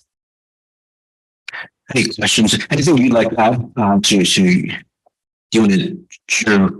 No, I think we have, so those are the two main topics. One other topic that people are interested in looking into on the side is playground equipment accessibility. Jardine Middle School. Yeah, I have a child at Sheldon, and my oldest baby goes to McEachran, which I was principal of the day at school with her today. So that was awesome. Could you help us understand what the timeline might look like for this, and when we might expect sort of hear back from you on these topics? Sure. So we plan to have a meeting, schedule a meeting in December to go ahead and get our specific groups broken into to make sure everybody knows what they want to do this year. And then the following meeting, we will have more information for you guys, because we will use that December meeting to go ahead and start some research and kind of see exactly the avenues that we want to do this year. So you guys should have some good information coming up by the time we meet with you guys in January. Thank you. Any other questions, members? No. Thank you all for being here. Sorry, it's at 8 o'clock, but hopefully we'll get you back soon. Thank you so much for having us. We'll see you guys soon. Great. And so the next time they need to be first, right after highlights. Although this evening we had a lot of highlights, which is a good thing. And thank you for being principal for the day as well. With that report, we have our principals that are online, and they are ready. And so they need to move offline, and they're all back on the screen. And our athletic directors, if you recall at the last board meeting, there was a comment and a question regarding athletic needs. And so all of our principals are on. Additionally, Mr. Dick is on with us in part because he was the athletic director as these leagues were changing. So we're going to start off with some context and then just turn it over to the board. Some didn't fully know why we changed or what that meant, and then some don't know the impact as well. So we'll start off with Mr. Dick sharing from being the athletic director at the time. Of course, the current athletic athletic director is Ms. Morrissey and principal at T High. Mr. Dick, can you speak to the adjustment and why the change and what you know, at least at this point, and then we'll transition from there. Okay, sure. Hopefully you can hear me. Yes. So this goes back quite a while, so I'll start, I think it was probably back around the 2016-17 school year. There was some talk, quite a bit of talk over those years among the Centennial League schools as well as other schools in the area, just about leagues, size of schools, competition, and those type of things. So we got into some conversations there. There were a few schools in the Topeka area who were invited to a meeting around that time at Lansing with several schools in that area to discuss the formation of a new league that would be 5A size schools exclusively. Many schools in this area went to that meeting. From that, then there was a new league that was formed. Some people in this area took advantage of that at that time. So our schools did not. We kind of sat out and waited for a while to see what was going on. Continued discussion within the Centennial League and some others about how we might look at things differently, expand the league, try to bring in more schools of similar size to everybody. As a league at the time with the Centennial League, we were unable to do that. We didn't have interest from other schools to want to join us. And so as conversation continued, there was some more discussion of some schools in this area who were going to leave the Centennial League and do that. And so at that time, Topeka West and Highland Park decided to start having some discussions about that. They went through the process of talking with site councils, booster clubs, community stakeholders, others around the community about the potential of what that would look like to move. This happened in about the 2019-2020 school year, really as part of the transition in the board. So been the old school board at that time, had several discussions with them about what this may look like and what may happen as part of that. During that time, there was a transition to the school board. And so I believe I met with about 4 of the current school board members at that time in January as this discussion continued. And so ultimately, from those discussions and everything, there were invitations extended to Topeka West and Highland Park to join other leagues. And the communities at the time for both of those schools were in support of that. And those transitions were made, which really, I believe this year is the first year now of competition for that. It takes quite a while for something like this to happen. All of these leagues have their own bylaws and systems in place. It's usually a 2-3 year, sometimes 4-year process to make something like this happen. When it happens, everybody has contracts with other schools for various competitions and events. And so all those things have to play out over time for that to happen. And so I believe this school year now is the first year that Topeka West and Highland Park are participating members of those leagues. Thank you. Thank you, Mr. Dick. And with that statement and giving context, the schools that have left the league, hearing that impact, and then schools that are still in the league, which is Topeka High, hearing that impact, which is what was brought before us. So those that left the league, since Mr. Dick did just speak, Mr. Dick and or anyone from Topeka West that's online, if there are other members from Topeka West, Mr. Buckendorf, or Mr.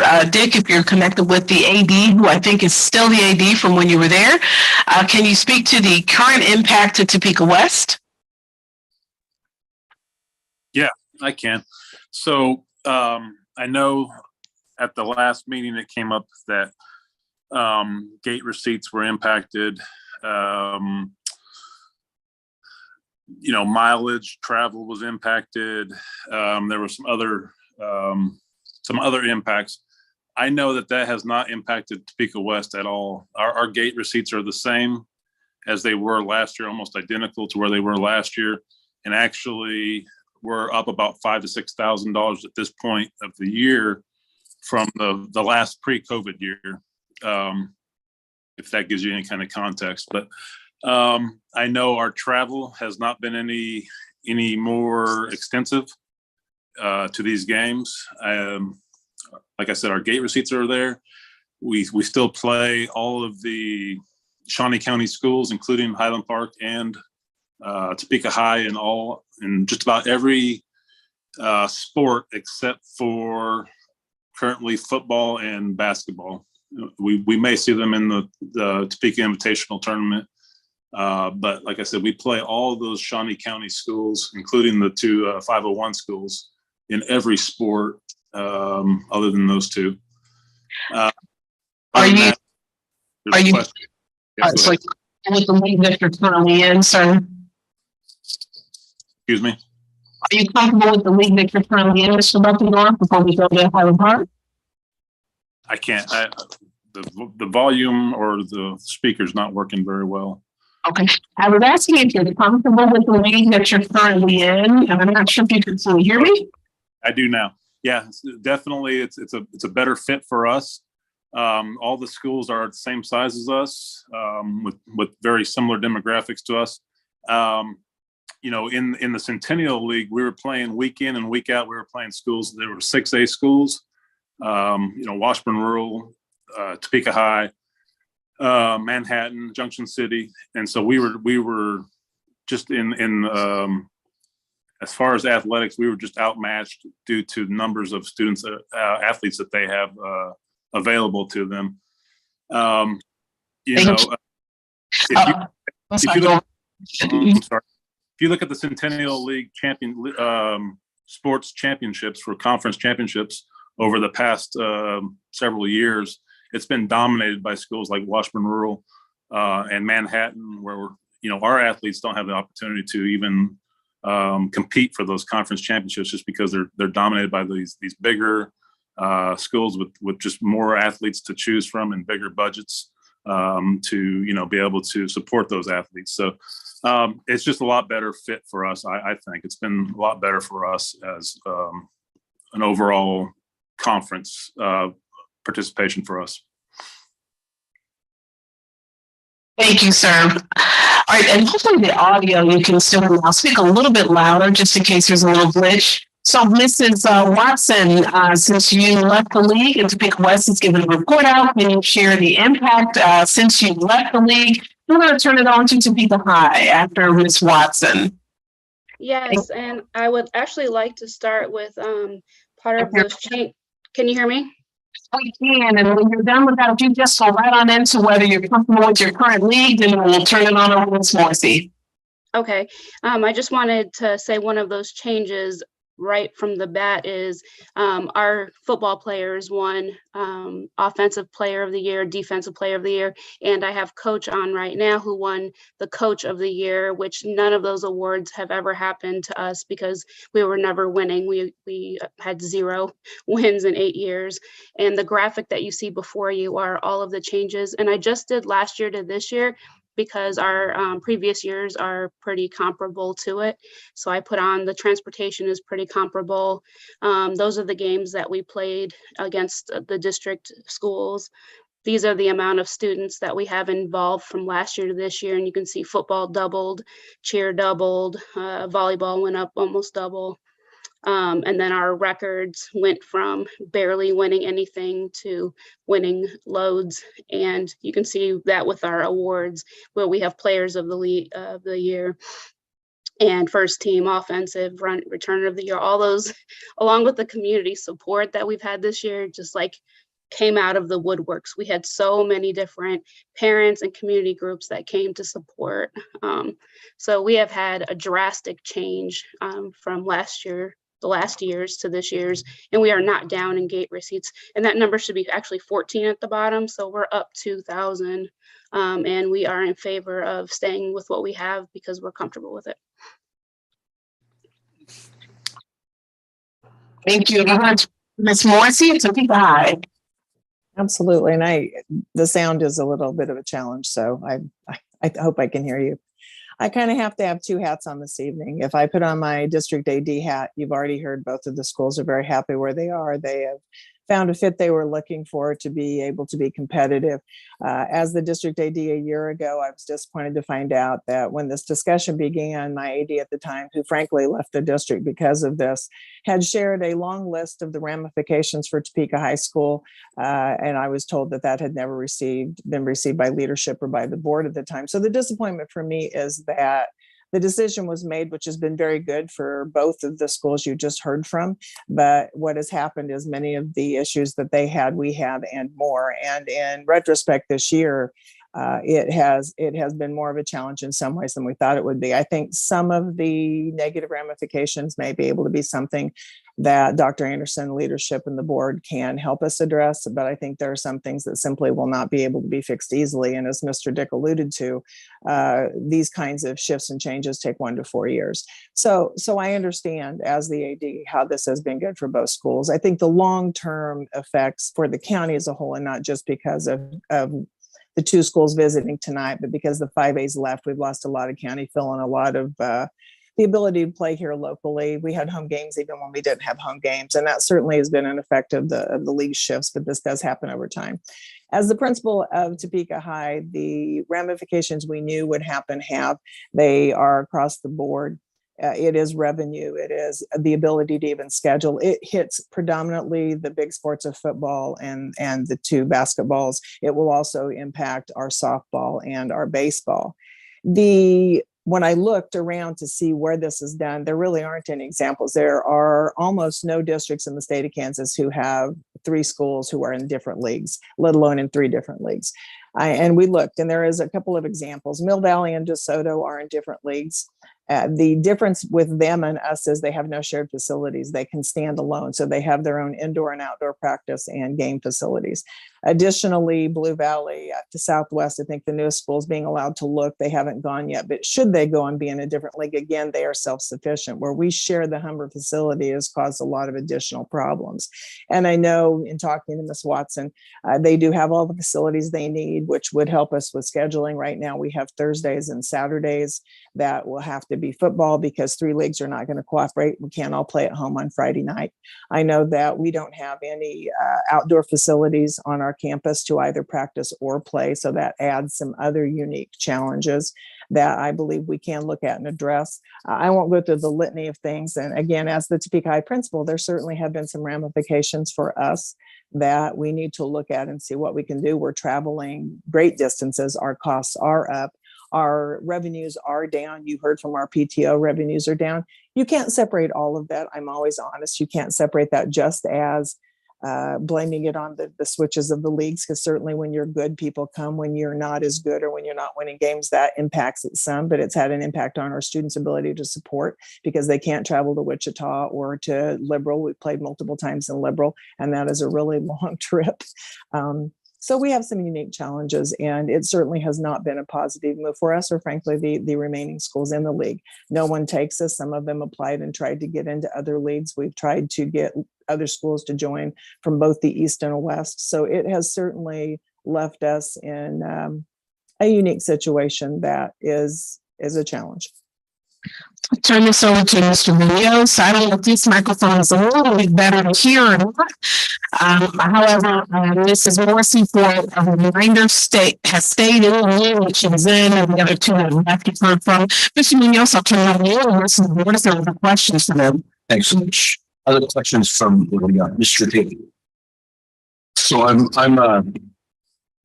just curious if maybe one of the solutions this particular issue isn't a either or both and kind of place.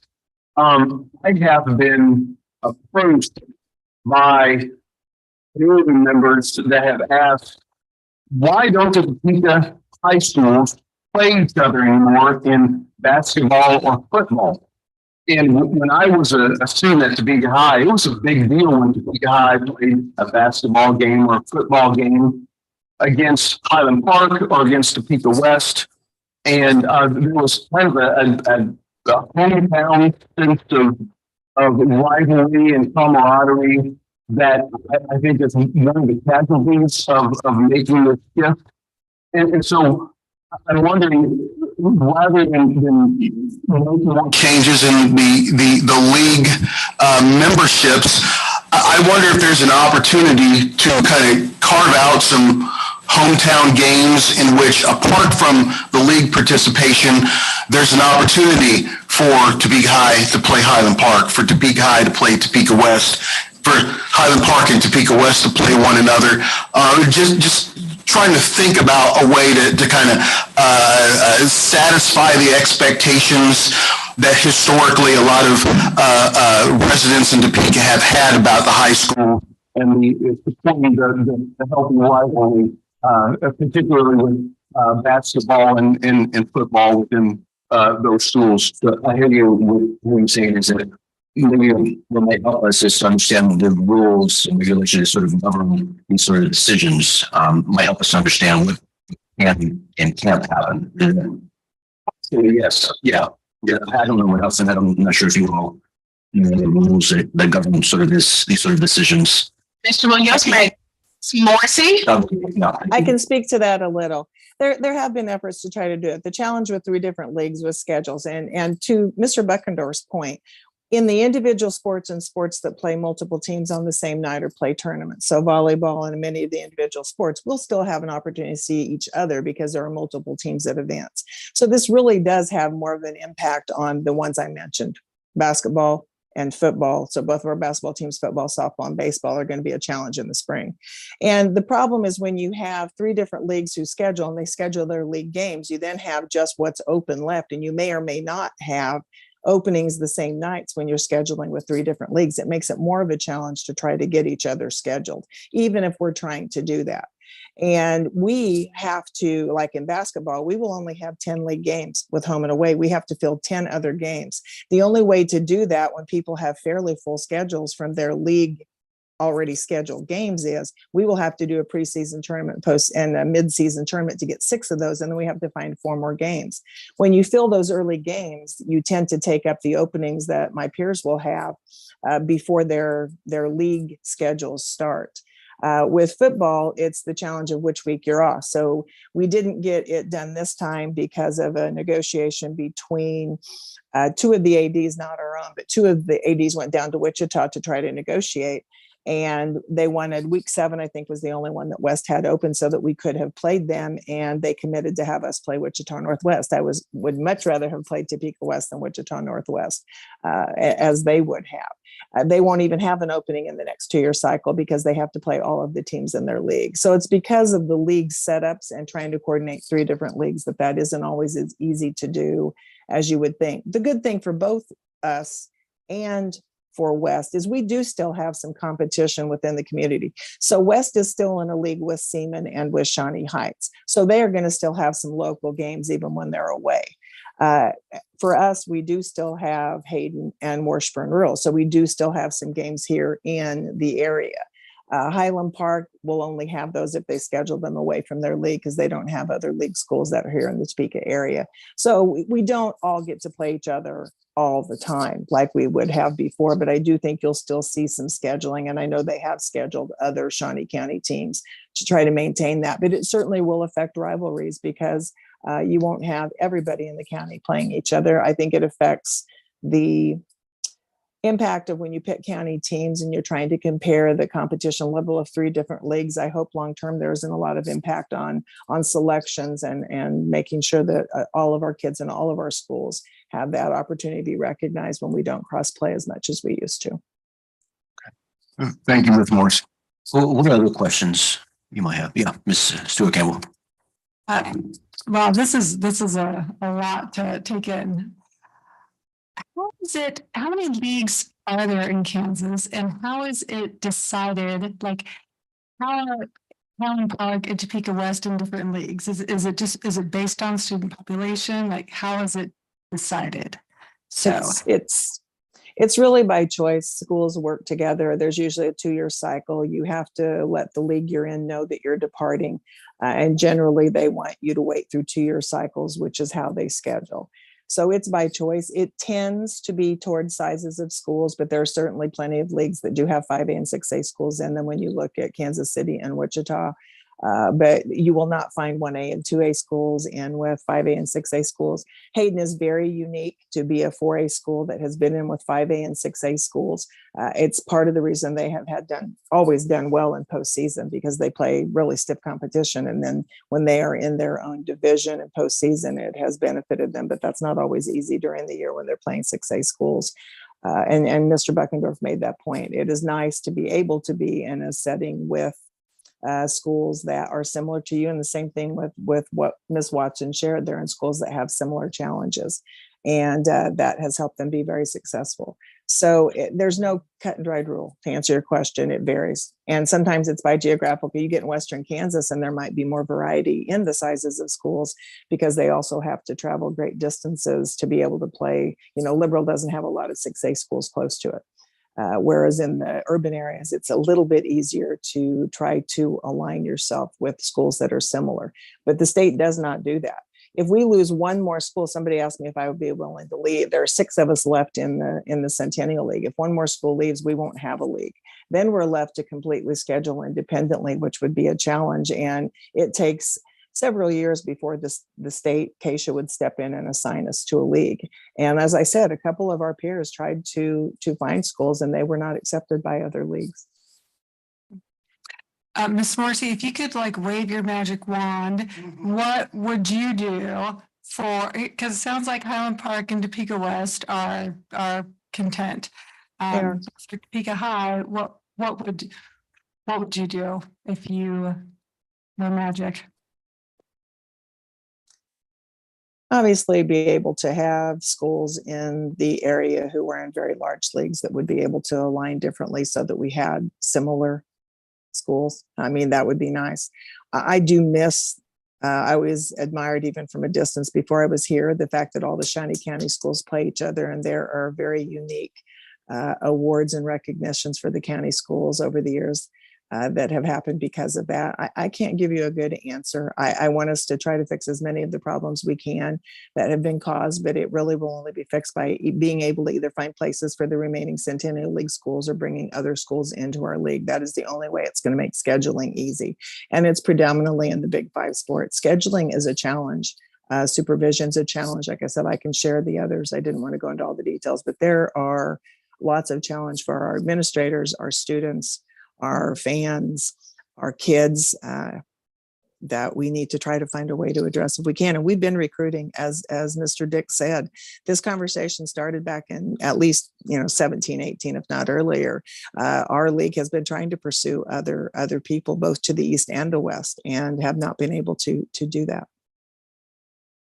And Ms. Morrissey, one more question. So we're focusing on sports here, but does this affect other debate, forensics, other ways that we compete? Not really. I would say to a far lesser degree, because there's really not, there aren't league schedules, and those tournaments and those partnerships are separate from a league. So no. Okay, thank you. So it sounds like there are a lot of sort of ripples coming from this decision.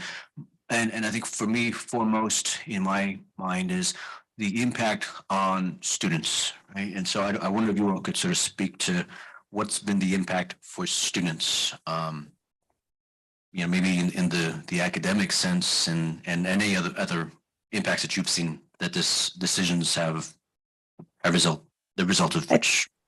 Ms. Watson should speak to what it's done for her students, because I do think her experience is much different than mine.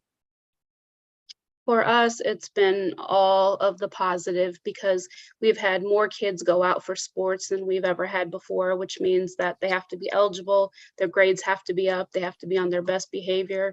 So kids are doing what they're supposed to be doing. And by the loads of numbers, it has been probably the most exciting thing that I've ever experienced in the 15 years that I've been at Highland Park. It's literally like a dream come true that we are a part of something where our kids get to experience winning.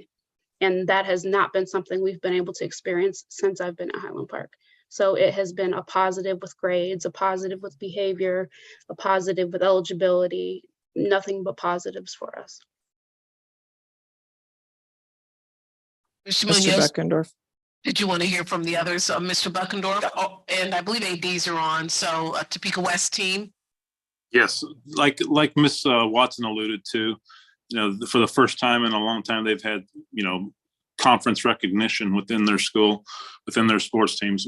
We as well, we had a conference, just kind of one instance for the first time in a while, probably we've had a conference champion in our cross country.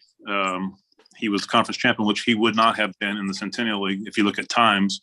So he was able to be the conference champion in the United Kansas Conference, but that wouldn't have happened in previous years. So it's just given, like I said, our student athletes more opportunity to compete for those conference championships and be able to be in the running for those kind of honors and awards. So I think it's been a positive in those regards. And I second that, because we were able to walk around yesterday and give all of our students and the Coach of the Year awards in the classrooms and celebrate that in front of all of their peers. And that is something we have not experienced. It was probably one of the greatest days. And I would say, I was going to say, Miss Morrissey, as you answer that question, she mentioned Coach of the Year more than once. And I know that coach is sitting on the screen. So at some point before we end tonight, we got to make sure we see his face and congratulate him on being Coach of the Year. Miss Morrissey, you mind if I do that real quick right now? no, Coach Monroe deserves that, yes. Miss Watson, do you want to share the name of the Coach of the Year? And if he is still on and awake at 8:30, if he can come on the screen so we congratulate him properly.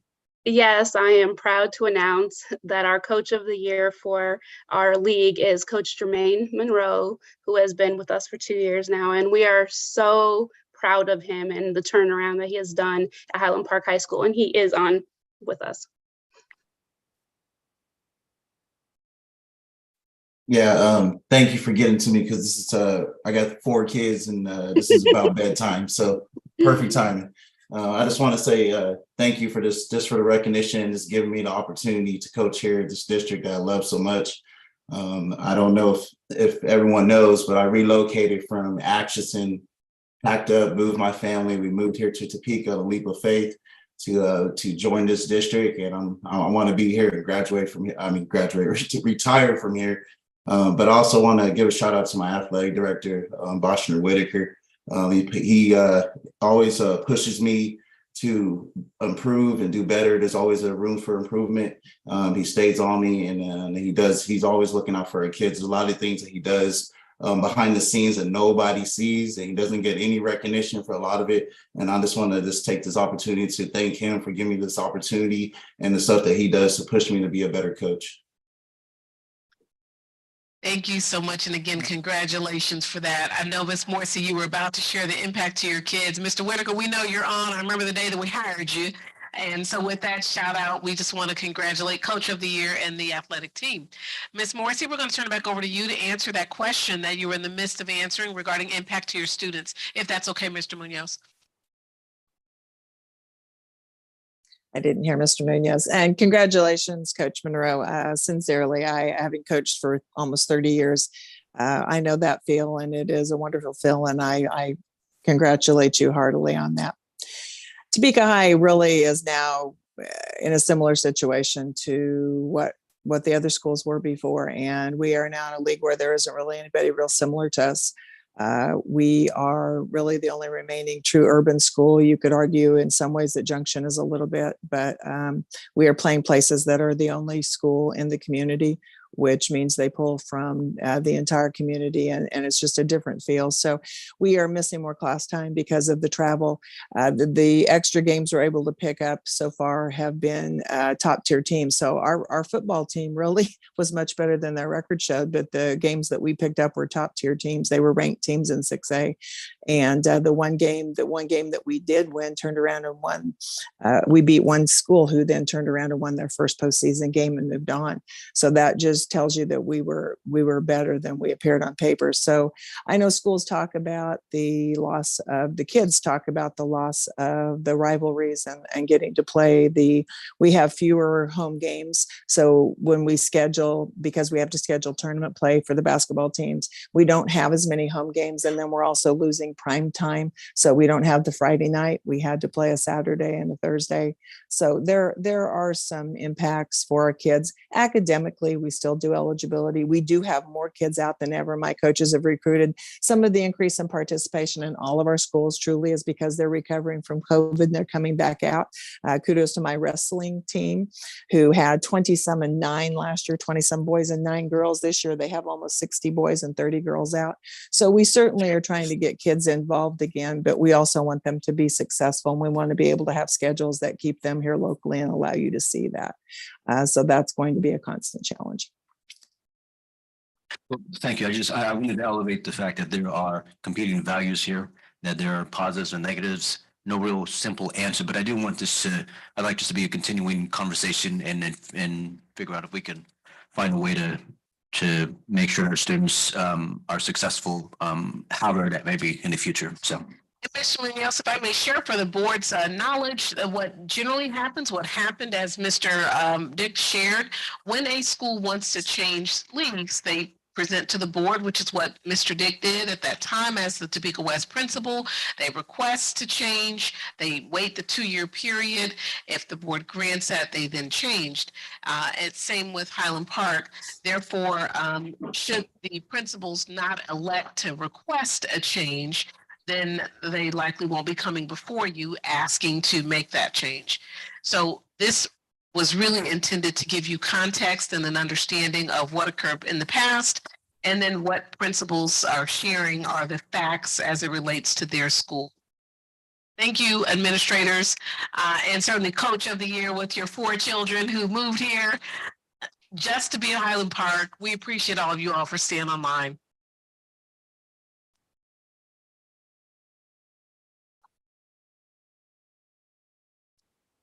Okay, next item we have is high school course change proposals. Is that right? And I believe Mrs. Nichols from Topeka West is going to just share with you some changes that she is recommending. If there are questions, then she will rely on both our math consulting teacher, but she's going to give you that brief overview over the next couple of minutes. Ms. Nichols, we'll turn the entire presentation over to you. Okay, good evening. I'll try to be brief since we're so late, but my name is Laura Nichols. I'm the associate principal over at Topeka West. I am working on my EDD and in my internship. So Mrs. Wallace graciously allowed me to take this on as a project. So we met, so typically, I guess I'll give you a little history since some of you are new and may have not been through this process. Every fall, there's a committee that gets together to review course change proposals. We manage a book, the Program of Studies, that has about 450 courses that are offered in our district.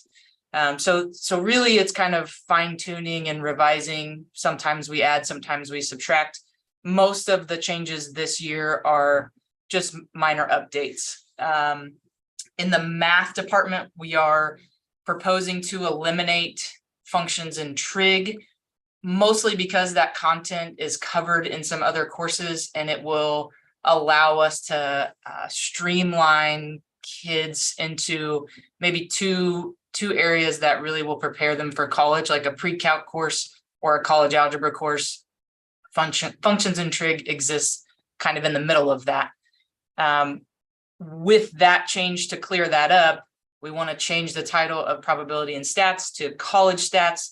And then the math department proposed a new year-long probability and stats class that will be available to younger kids. So more real-world engagement with math that would be offered concurrently, or geometry would be a prerequisite. The next little chunk there is CTE courses, and this is primarily at TCALC, although some of those courses impact all of the high schools. And really, it's just about alignment with the pathways that KSDE puts out for us. Some of those are around funding, right? We know that the CTE stuff has some extra funding, but you can see they're kind of condensing, like accounting 1 and 2 right now are 2-semester courses. We're going to just merge that into a 1-year course that's called accounting. Same with TV video. A lot of those new courses are courses that they, Mr. Dick and Mrs. Johnson have, deemed kids are more interested in and align with the pathways, and then removing some courses that they just haven't used or don't fit anymore.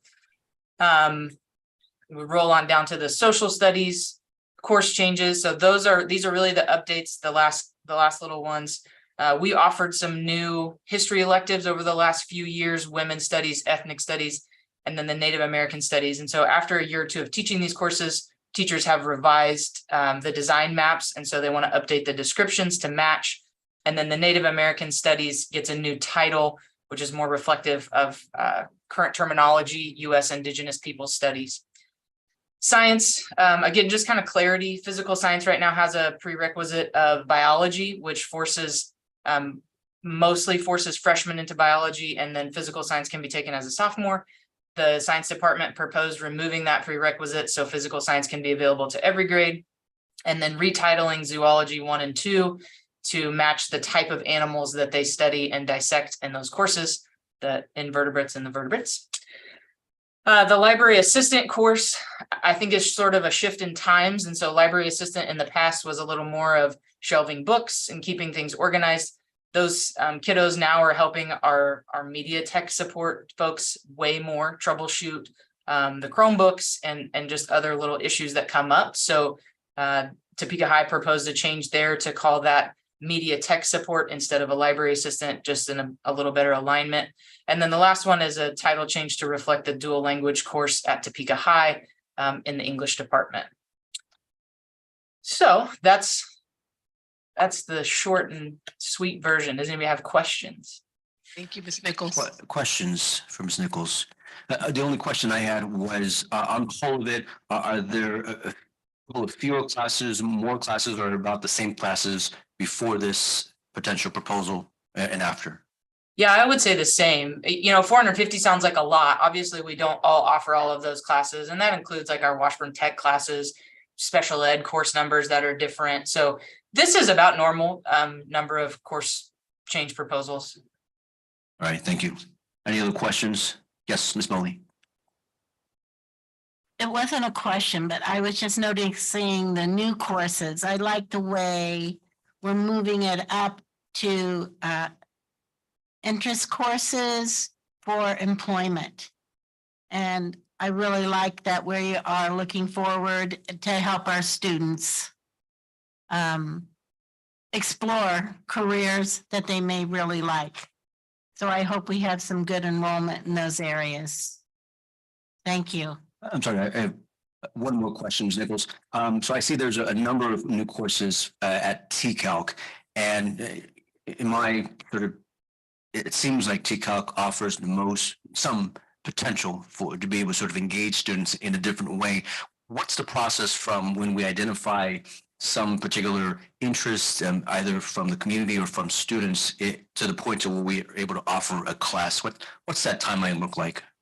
So we can do that pretty quick, and Mr. Dick can jump in. But like I said, this committee meets every October, and so they're just kind of feeling out. He's worked super hard to build community partnerships, and so some of it is driven by what we can offer and connect kids with. But I'll let him talk about that. Sure. So, Mr. Munoz, yes, we can react pretty quickly to that. A lot of the stuff that happens in CTE is you have to have the course approved and in a pathway that's approved by KSDE in order to get the CTE funding for it. So as an example of that, we were kind of behind the curve this year when it came to losing the ability to do CNA courses through Washburn Tech, and Stormont Vail coming with their offer to help us do that. So that came in July. And so while we've given credit for a lot of years,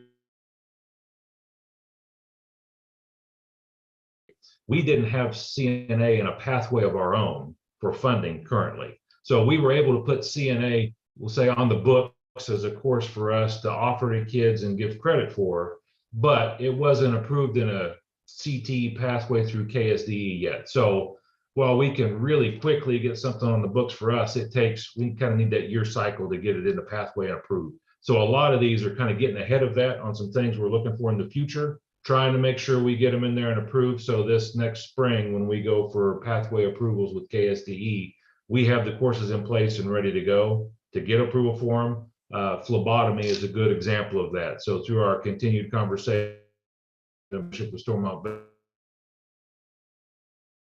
in the next year offer, we need to get that one approved and on the book so that when that does happen, we can capture the KSDE CTE funding related to that. So we can do that pretty quickly, but it's kind of a year cycle to get in the pathway funding through KSDE. And so a lot of those are things we intend to offer this year, and the direction we're trying to go with pathways based on feedback and information from our community partners and our staff, and the direction we feel that we need to go to keep kids and build interest and enrollment in those things. And so we're getting ahead of that, trying to make sure we're ready to do those for approval this spring with KSDE. Thank you, Mr. Dick. And the computer's freezing up. Even the computer is tired. It's 8:45. Thank you so much for that. Okay, yeah, the only thing I was just going to add was that there's been a significant investment in TCALC. It's an amazing building. I think we all recognize it. And so the more that we can see this list of courses and all of the new courses coming online, I think it just bodes well for our students and bodes well for our community. So any other questions about this? Okay, I think we are ready to go here soon. So this is just a discussion item. Any action we're going to take on this? Action, but on the next one is the action for the DCAC, and the action will be on the United Voice platform. But we are done with the items we are asking you to discuss. All right. Well, we'll move on then, unless there's any other questions. If not, move on to action items. Looking for a motion. Mr. President, I move the board approve the One United Voice legislative platform as presented. Right. There's a motion. Is there a second? Dr. Bonebreak. I wanted to add something. I have a question. They didn't discuss anything about that crazy September 20 identification of the number of bodies in seats. It's just a way for the state to cut down our income. There's going to be somebody absent in every 25-person class, so they can cut our funding down. And it's a 52-page booklet to comply with the state's requirements. It takes weeks to do it. And it takes weeks for the state to make sure we complied with that 52-page booklet. If they just got rid of all that administrative effort, they could give us that additional 5%. It's just an abomination, and we did not address it in that. Okay, duly noted. Any other questions also? Okay, so we have a motion. Is there a second?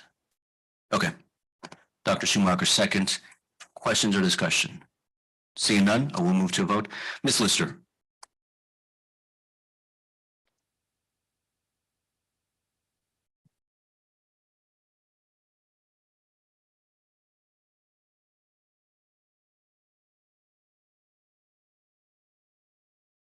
All votes are in and the motion carries unanimously. Thank you very much. Next item of action is the approval of proposed DCAC topic studies. Is there a motion? Mr. President, I move the board approve the DCAC study topics as presented tonight. There's a motion. Is there a second? All right. Ms. Sue Campbell, second. Discussion or questions? All right, seeing that, we'll move to a vote. Ms. Lister. The vote is open.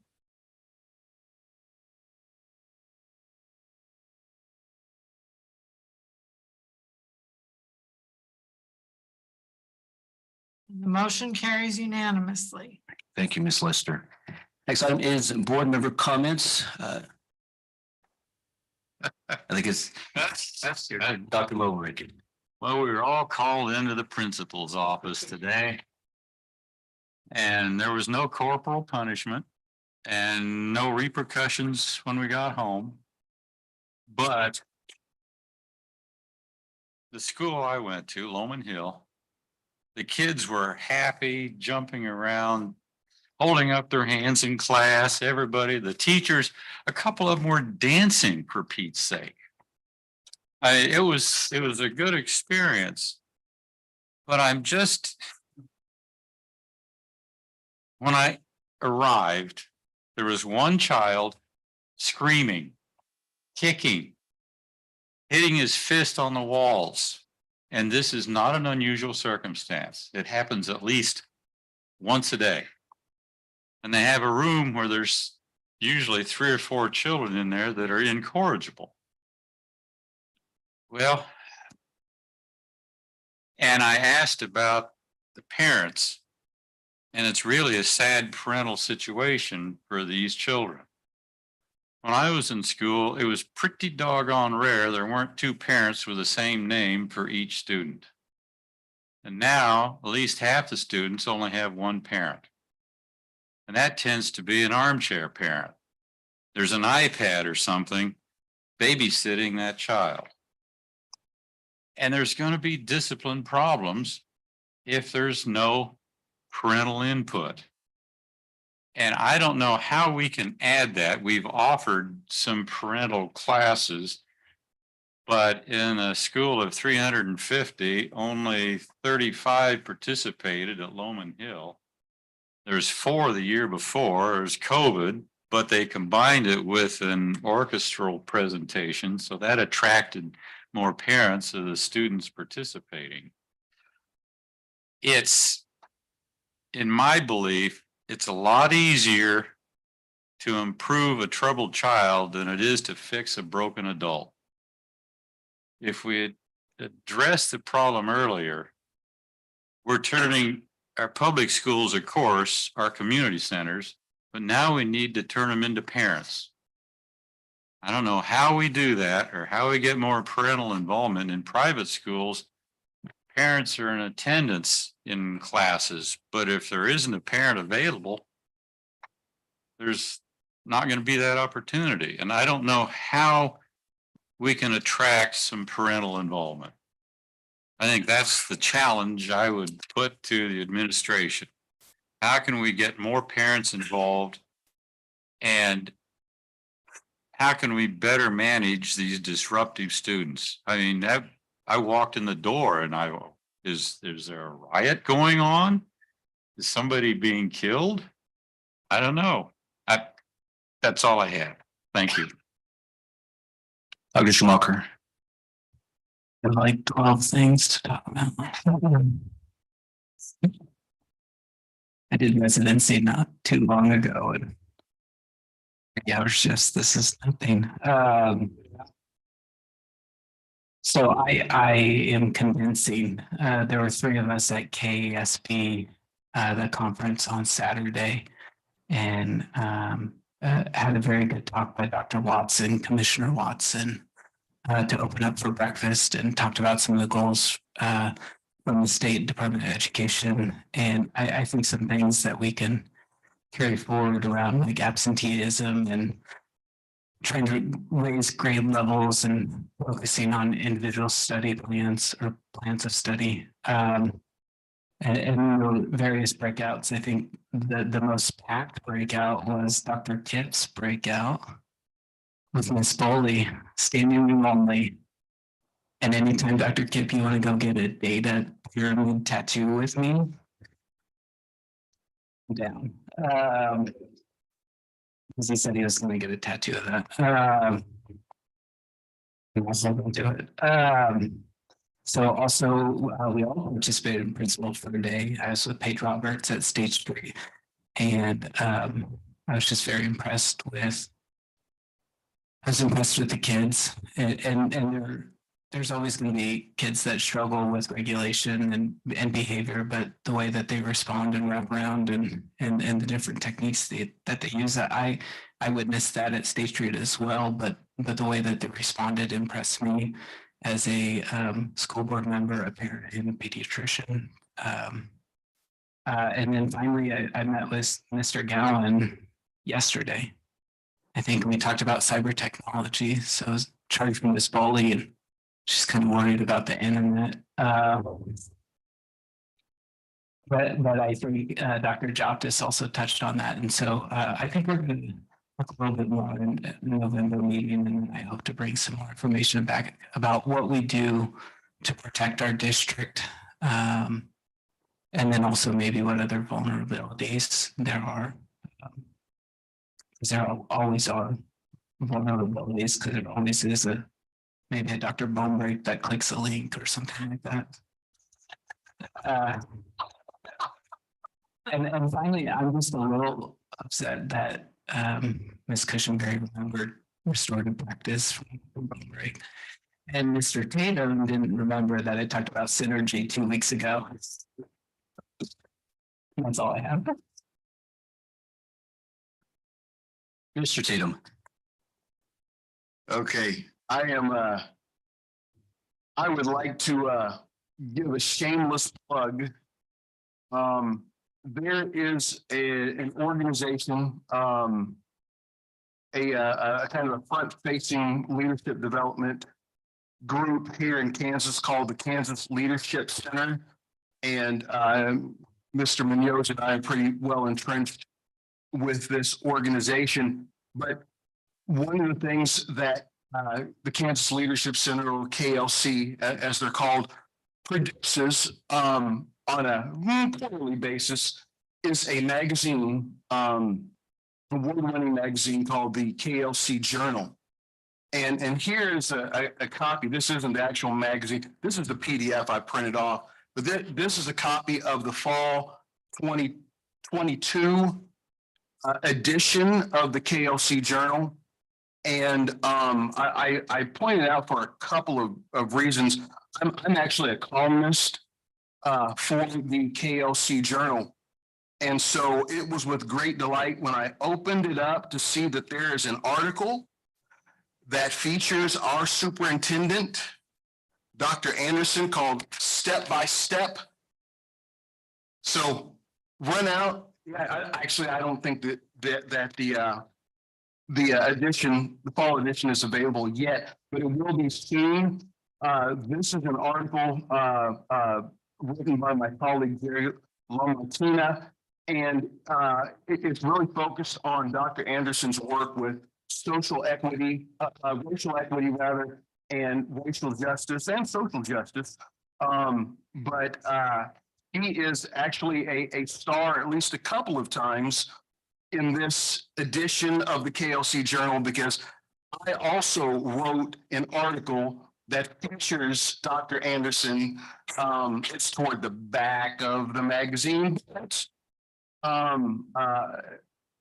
The article that they interviewed Dr. Anderson about had to do with school safety, security practices, things like that, especially in light of some of the recent mass school shootings. So shout out to Dr. Anderson. I am very pleased, and we should all be very proud of our superintendent for really kind of setting the bar very high all around the nation.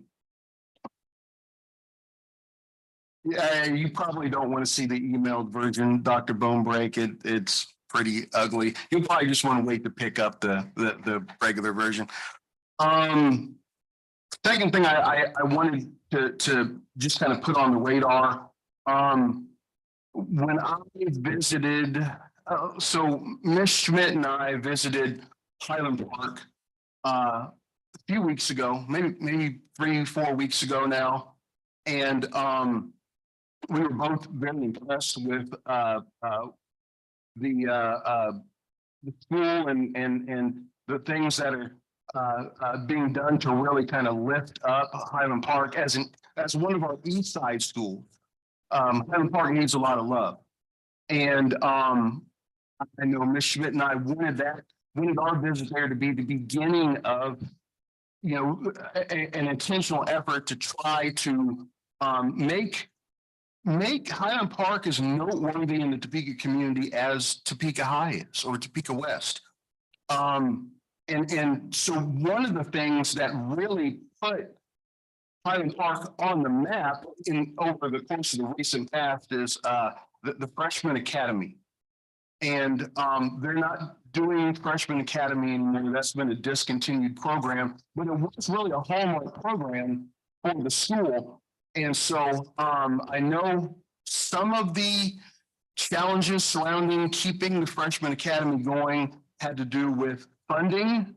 So I would really like if we could explore what we could do to take a closer look at the Freshman Academy at Highland Park High School and see what avenues may present themselves for us to look at resurrecting this this very stellar and worthwhile program. It's just one of the things that I kind of want to put out for us to consider doing as a board, and I think I speak for Ms. Schmidt also. Lastly, just want to give another quick shout out to the folks at Scott Magnet School, the teachers and the students and the principal, Ms. Gorsuch. They were all amazing today. I had a fantastic experience. I will go back and visit them again. I think the kids would be mad if I didn't go back. So yeah, had a wonderful experience there for my principal for a day time,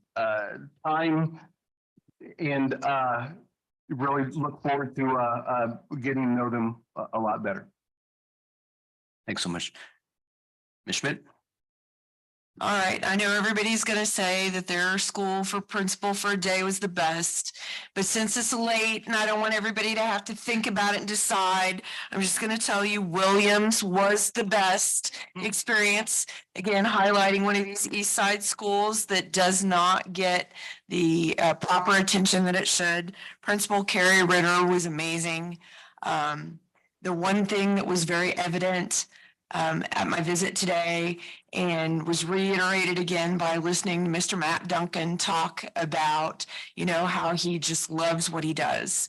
And that was so emulated in everything that the teachers do over at Williams, just their extreme passion to teach students, their love to see those kids learn in the creative ways that they come up with that. To make sure that it's an engaging experience for them. And they have got a rainforest over there, and they've got a desert over there, and they've got iguanas and all kinds of cool herps. So Williams is the best. Everybody should want to send their kids there. I'm just saying. Thanks, Ms. Stewart Campbell. All right, in our consent agenda, I just want to highlight and thank some organizations and individuals who donated. So Washburn University, Central Congregational Church, and the Greater Topeka Partnership donated to Robinson Middle School for the Native American Club to receive donations of shirts that honor missing and murdered Indigenous women. So I just want to thank those three organizations for that donation. And also somebody whose name I won't say, but you know who you are, you're listening, who donated to the college prep for uniforms. So I know this individual just won't want their name mentioned, but thank you for that donation. And also the Topeka Community Foundation donated to Highland Park High School for their community cupboard. So thank you to all those donors. Principal for a day. Okay, yeah, I was at Landon Middle School, and what fun that was. For what I walked away from that experience with is meeting with the student council and talking to the kids. And so Ms. Schreiner, she had arranged that, and the kids asked me what are you doing? They thought this was like my full-time, very high-paying job. So I set that clear for those middle school students, and so I explained to them what school board does, and like two sentences. Anyway, And then like they asked about my paying job. I'm like, wow, they sound interested. So I told them a little about that. And I asked them what they like about middle school, what was stressful for them, and what improvements they would like to see. And so this is what I want to share with the board, is that these middle school students told me that they would like to see, I didn't plant this, okay? You're gonna think I planted this. Okay, they told me that they would like world languages offered in middle school.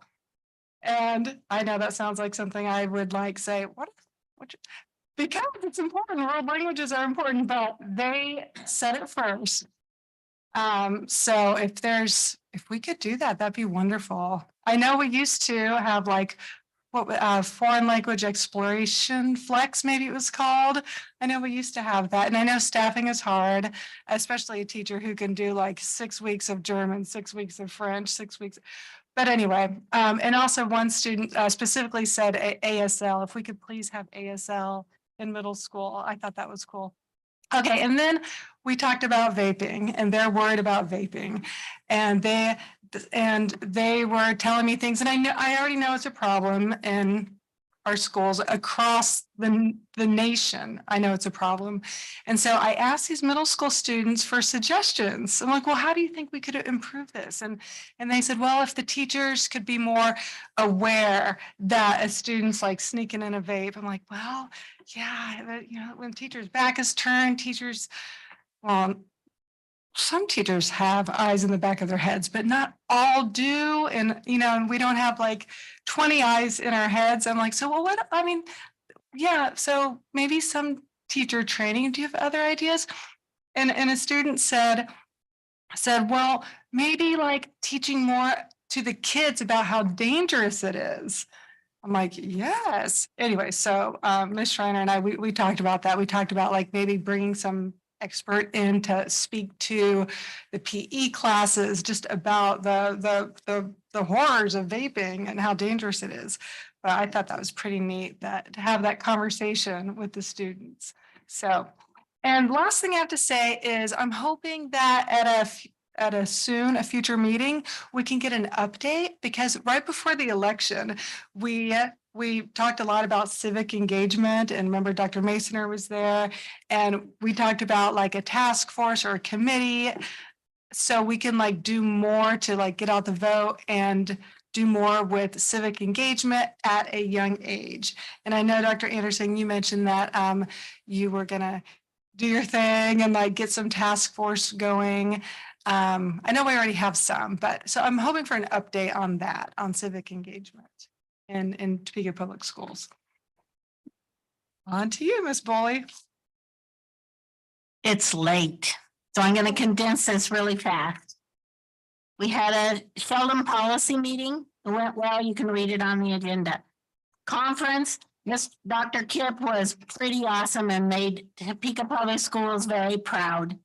Our ICC meeting happened at the library. To see all the wonderful resources there, go and see particularly their Creative Center. Principal of the day, once a Scott, always a Scott. Yeah, they were really awesome. Maybe as good as your Williams. And I think we've only got like 3 participants on our page now that I can see. But it is American Education Week, and that's where I want to spend my few moments, is to talk about, I think what one of our proclamation, I can't even say it, I'm so tired, said something about teachers and educators being linchpins of our society. And through the last 3 years, we have seen that. And I know saying thank you isn't enough, and teachers are tired of hearing thank you, but they were truly heroes through this pandemic, through the last few years. They always are, but they were above and beyond. They deserve every honor that is given to them.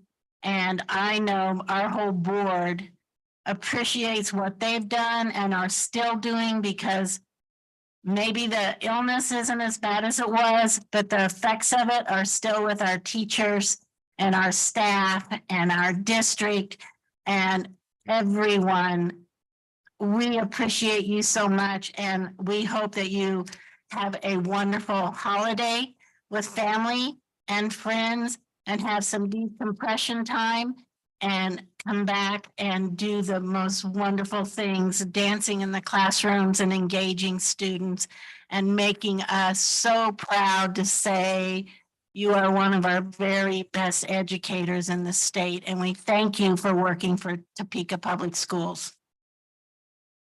All right, I will be very brief. So as was mentioned before, we went to a KASB conference this past, I went 3 sessions, teacher retention. What I took away from that is organizations that focus on engagement do better. That's what the data shows. So thinking about how do we engage teachers will help us to sort of make some progress on that. I will email to Ms. Lister 8 characteristics of successful boards. That way you guys have take a look at that. I also sat in on a session on negotiations and learning what a bargaining unit is and what's a professional association and negotiation teams, as well as a lot of sort of deadlines. I knew nothing about negotiation, so anytime you can learn about something you know nothing about, probably good about that. Let's see, I was at TCALC, both Ms. Bowling and I were at TCALC at the invitation of Mr. Robbins to do a judging of ties. The idea being that first impressions are important, and the students obviously are in their uniform and focusing on ties. And so we picked a couple of young ladies who did an amazing job on their ties, and so it's exciting. Equity Council. I think what I took away from that committee meeting was that the schools on East Topeka are talking about and challenging the way that they understand the work that they do, and they ask themselves, is this the best way? Are there other ways that we could work together, or maybe that we're not working together? I think it's always good when we have those sort of conversations in addition to sort of all of the daily work that these principals have to do. So I think I look forward to hearing what comes out of that discussion. And lastly, principal for a day, I was at Hope Street, which is an amazing school. These students struggle for lots of different reasons, and wherever they were before they weren't receiving what they need. And time again, I heard stories from young people who moved to Hope Street and all of a sudden became successful. There's still a lot of hard work, there's still a lot of struggle, but finding a place where they felt that they were receiving what they needed in order to be great in school is a great thing to know, because we know and we believe that every student matters, right? And so having a place like Hope Street was fulfilling to me to hear over and over again. I was in such place. I was really struggling. I came here and I'm doing better. And that's what we want to hear. That's what was fulfilling to me. And thanks to Mr. Knoll and all of his teachers there who do that hard work to make sure that their students have what they need in order to make sure they have a bright future. With that, I will go ahead and wrap that up. Looking for a motion to adjourn. Mr. President, I move that we adjourn immediately. All in favor, raise your hand. All right, we are adjourned. Thank you very much, everyone.